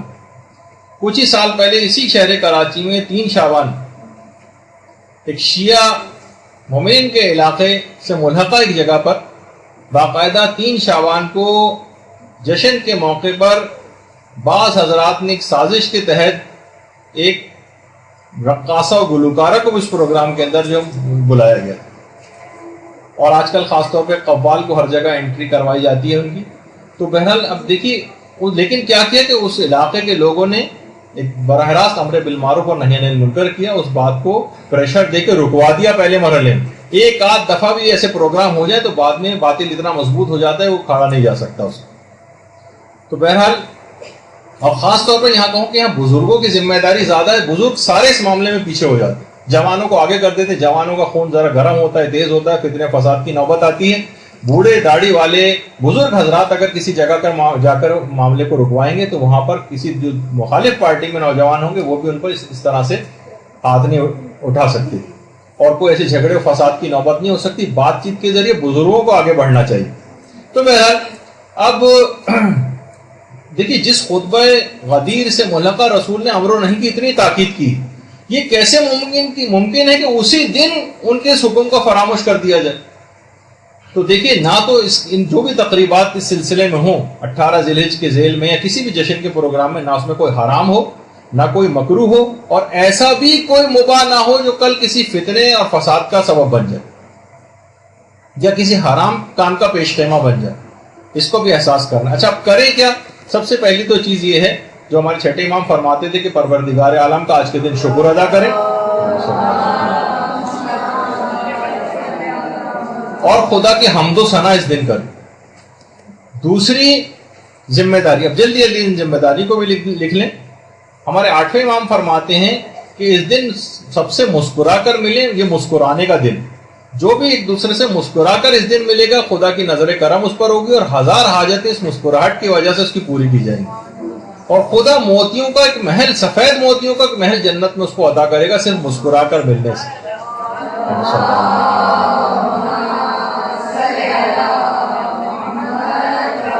اچھا، اس دن کو عید کے دن کے طور پر بھی منانے کی بڑی تاکید آئی. ہمارے 8ویں امام یہ بات ارشاد فرماتے ہیں کہ جو بھی اس دن کو عید کے طور پر منائے گا اس کے مال میں برکت زیادہ خوب ہو جائے گی. اور اس کے علاوہ بچوں کو عیدی اور تحفے تحائف وغیرہ وہ بھی تقسیم کریں.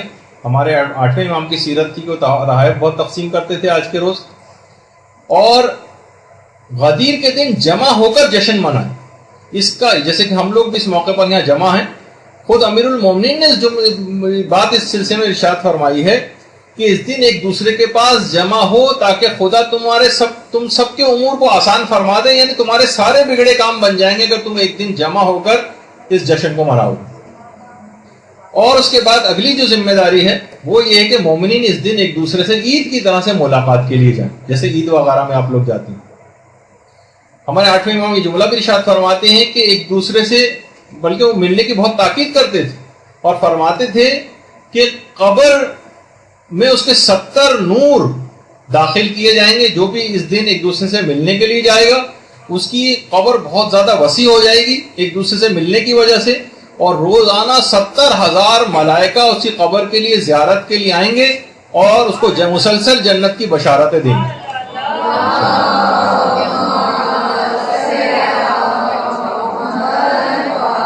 علماء اور مراجع بھی ایک دوسرے سے ملاقات کے لیے جاتے ہیں. یہ آیت اللہ جعفر سبحانی ہے جو آیت اللہ شیخ جواد تبریزی سے ملاقات کے لیے پہنچے. اچھا، اسی طرح سے اس دن زیارت امیر المومنین کی بڑی تاکید ہے. اس دن زیارت امیر المومنین ضرور پڑھی جائے.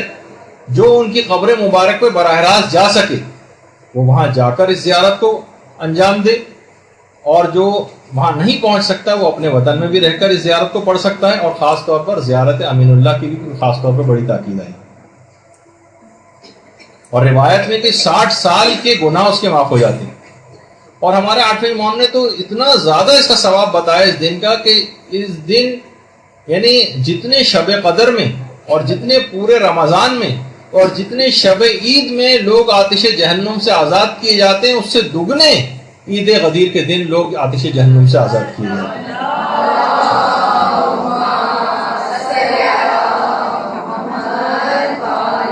اور ایک 2 رکعت کی نماز جو کہ ہم نے اس پہ اپنے فیس بک کے اکاؤنٹ میں بھی جو ہے لگائی تھی، وہ اس دن کے نزدیک آدھے گھنٹہ پہلے اس کا ٹائم ہے تقریباً زور سے، لیکن جو اس وقت نہیں پڑھ سکے وہ اب بھی پڑھ سکتے ہیں اس کو، اور جو اب نہ پڑھ سکیں وہ اگلے دن یا بہرحال کسی نہ کسی عنوان سے اس نماز کو پڑھ ہی لیں.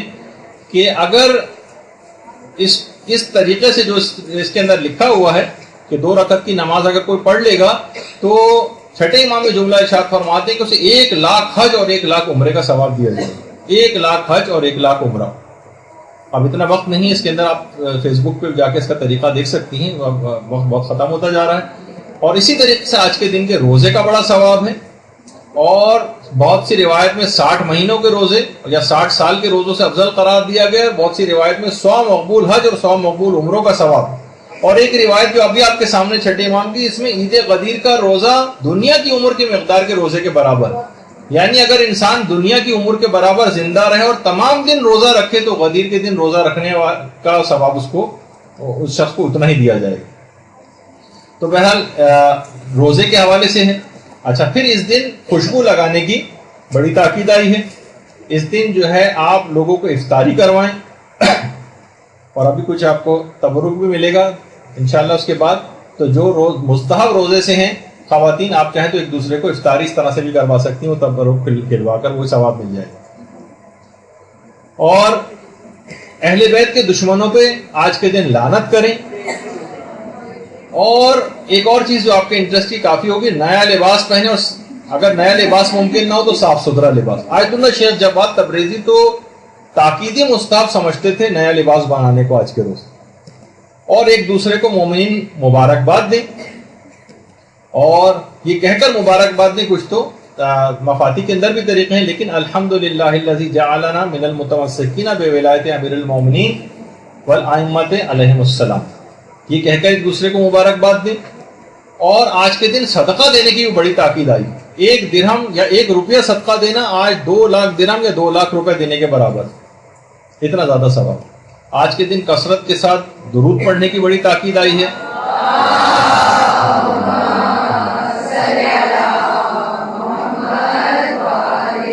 مومنین کو کھانا کھلانے کی بہت تاکید آئی ہے. اور 8ویں امام تو یہاں تک فرماتے ہیں کہ آج کے دن کسی کو اگر آپ نے کھانا کھلایا تو ایسا ہی ہے جیسے تمام انبیاء اور تمام صدیقین کو کھانا کھلایا. اور بہت سی روایات میں غسل کرنے کے متعلق بھی کہا گیا ہے، اور خاص طور پر اپنے اہل و عیال مومنین کی حاجت روائی کے بھی متعلق کہ مومنین کی انسان آج کے دن حاجت روائی کرے، اور دوسروں کی غلطیوں سے چشم پوشی اور درگزر آج کے دن خاص طور پر کرے، اور دوسروں کے ساتھ نیکی اور احسان کے ساتھ پیش آئیں، اور اپنے اہل و عیال پر زیادہ خرچ کریں. اس کے مال میں 8ویں امام فرماتے ہیں کہ بہت زیادہ وسعت بھی آ جائے گی. اور تحفے دینے میں خاص طور پہ وہ تحفے جو ہمارے 8ویں امام بھجوایا کرتے تھے اپنے خاص اصحاب کو، ان میں نئے کپڑے ہوتے تھے، جوتے ہوتے تھے اور انگوٹھیاں ہوتی تھیں، یہ بھجواتے تھے. اور اس سلسلے میں بڑے پیمانے پر بھی پروگرامز کرنے چاہیے. باقاعدہ ایسے سیمینار ہوں، ایران میں تو ہوتے ہیں، یہاں پہ بھی زیادہ ہونے چاہیے. ایسے ورکشاپس ہوں، ایسے علماء کے خطابات ہوں کہ جو کہ عام طور پر ان جگہوں پر ہوتے ہیں. اور کچھ والدین کے لحاظ سے بھی ذمہ داریاں ہیں کہ کم سے کم مائیں اس دن اچھا سا کھانا جسے بچے اور گھر والے شوق سے کھائیں، ایسے کھانوں پکا کے رکھیں تاکہ ان کو خوشی کا ایک احساس ہو. اور گھر کی تزئین و آرائش کے لحاظ سے بھی آج کی خصوصیت کہ گھر کو اپنے آرائش دیں تاکہ پتہ چلے کہ آج عید غدیر کا دن. اسی طرح سے بچوں کو خاص طور پر تیار کرنا، ان کو اچھا لباس پہنانا. بچوں کے سلسلے میں ایک ذمہ داری اور ہے کہ مثلاً ان کی کوئی ڈیوٹی لگائیں کہ وہ احادیث سنائیں، کوئی تقریری ان کا جو ہے مقابلہ جو ہے وہ کروا دیں، کچھ قصیدے ان سے پڑھوائیں، کچھ ان کو انعامات دیں، اور بچوں کی شرارتوں وغیرہ سے درگزر کریں تاکہ عید کی خوشی کا احساس ان میں باقی رہے. کیونکہ یہ اس ماننے والے کا دن آپ منا رہے ہیں کہ جب ابن ملجم کو لوگوں نے رسیوں سے باندھ دیا تھا تو اسی علی نے کہا تھا کہ اس کی گرفت کو ہلکی کرو، دیکھتے نہیں کہ رسی اس کی کھال کاٹنے کو اور وہ تکلیف میں ہے. یہ اسی علی کو کا دن منایا جا رہا، تو یہاں لوگوں کی خطاؤں اور غلطیوں سے درگزر کرنا ہے. اور استاد اور معلم کے لحاظ سے بھی اس سلسلے میں ذمہ داریاں ہیں کہ اس موضوع پر خوش قسمتی سے یہاں تو کلاس ہی منعقد ہو گئی کہ اس سلسلے میں ضرور اس موضوع کی مناسبت سے جہاں جہاں استاد اور معلم وہ خطابات کریں. اس میں بچوں کے لحاظ سے بھی یہ ہے کہ ان کو بریفنگ دی جائے، اس دن کی اہمیت بتائی جائے، فضیلت بتائی جائے، فائدے، اعمال تحریری و تقریری یا خطاطی وغیرہ کے مقابلے یہ اس دن باقاعدہ جو ہے بچوں کے کروائے جائیں تاکہ احساس رہے ان.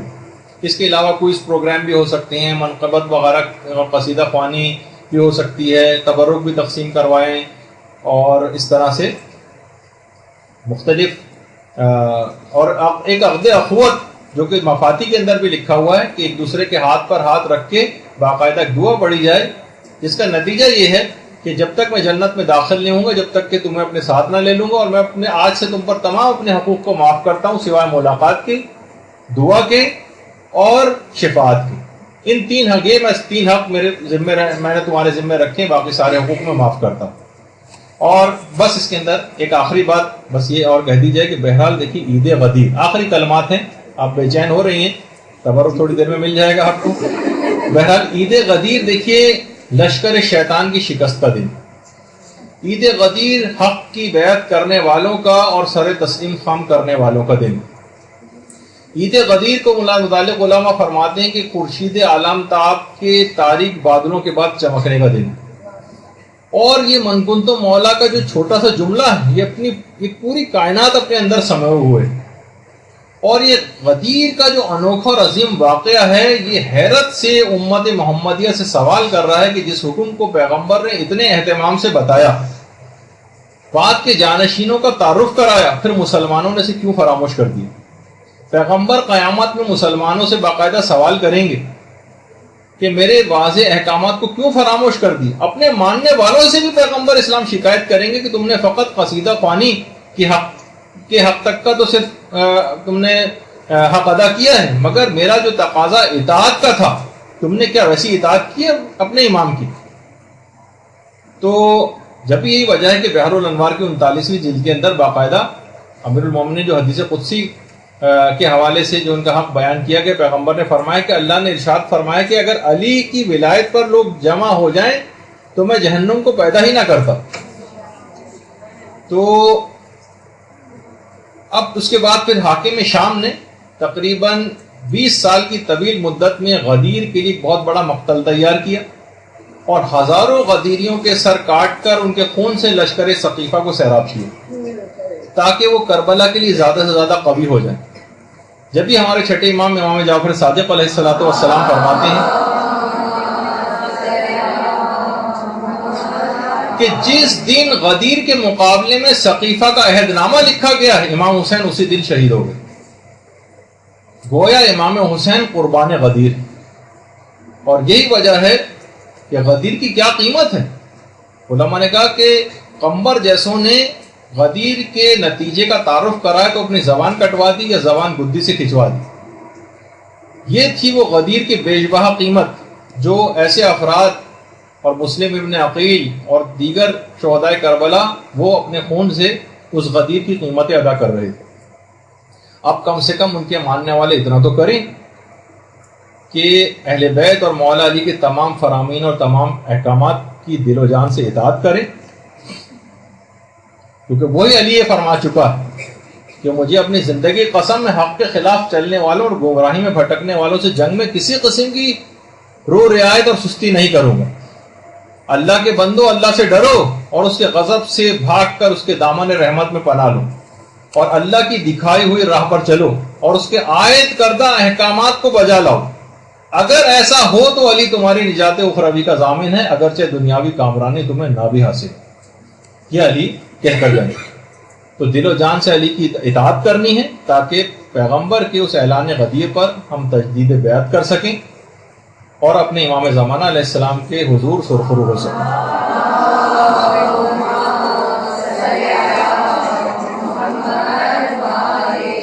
اب آپ کو جو بھی قصیدہ خوانی کرنی وہ آپ کر لیں۔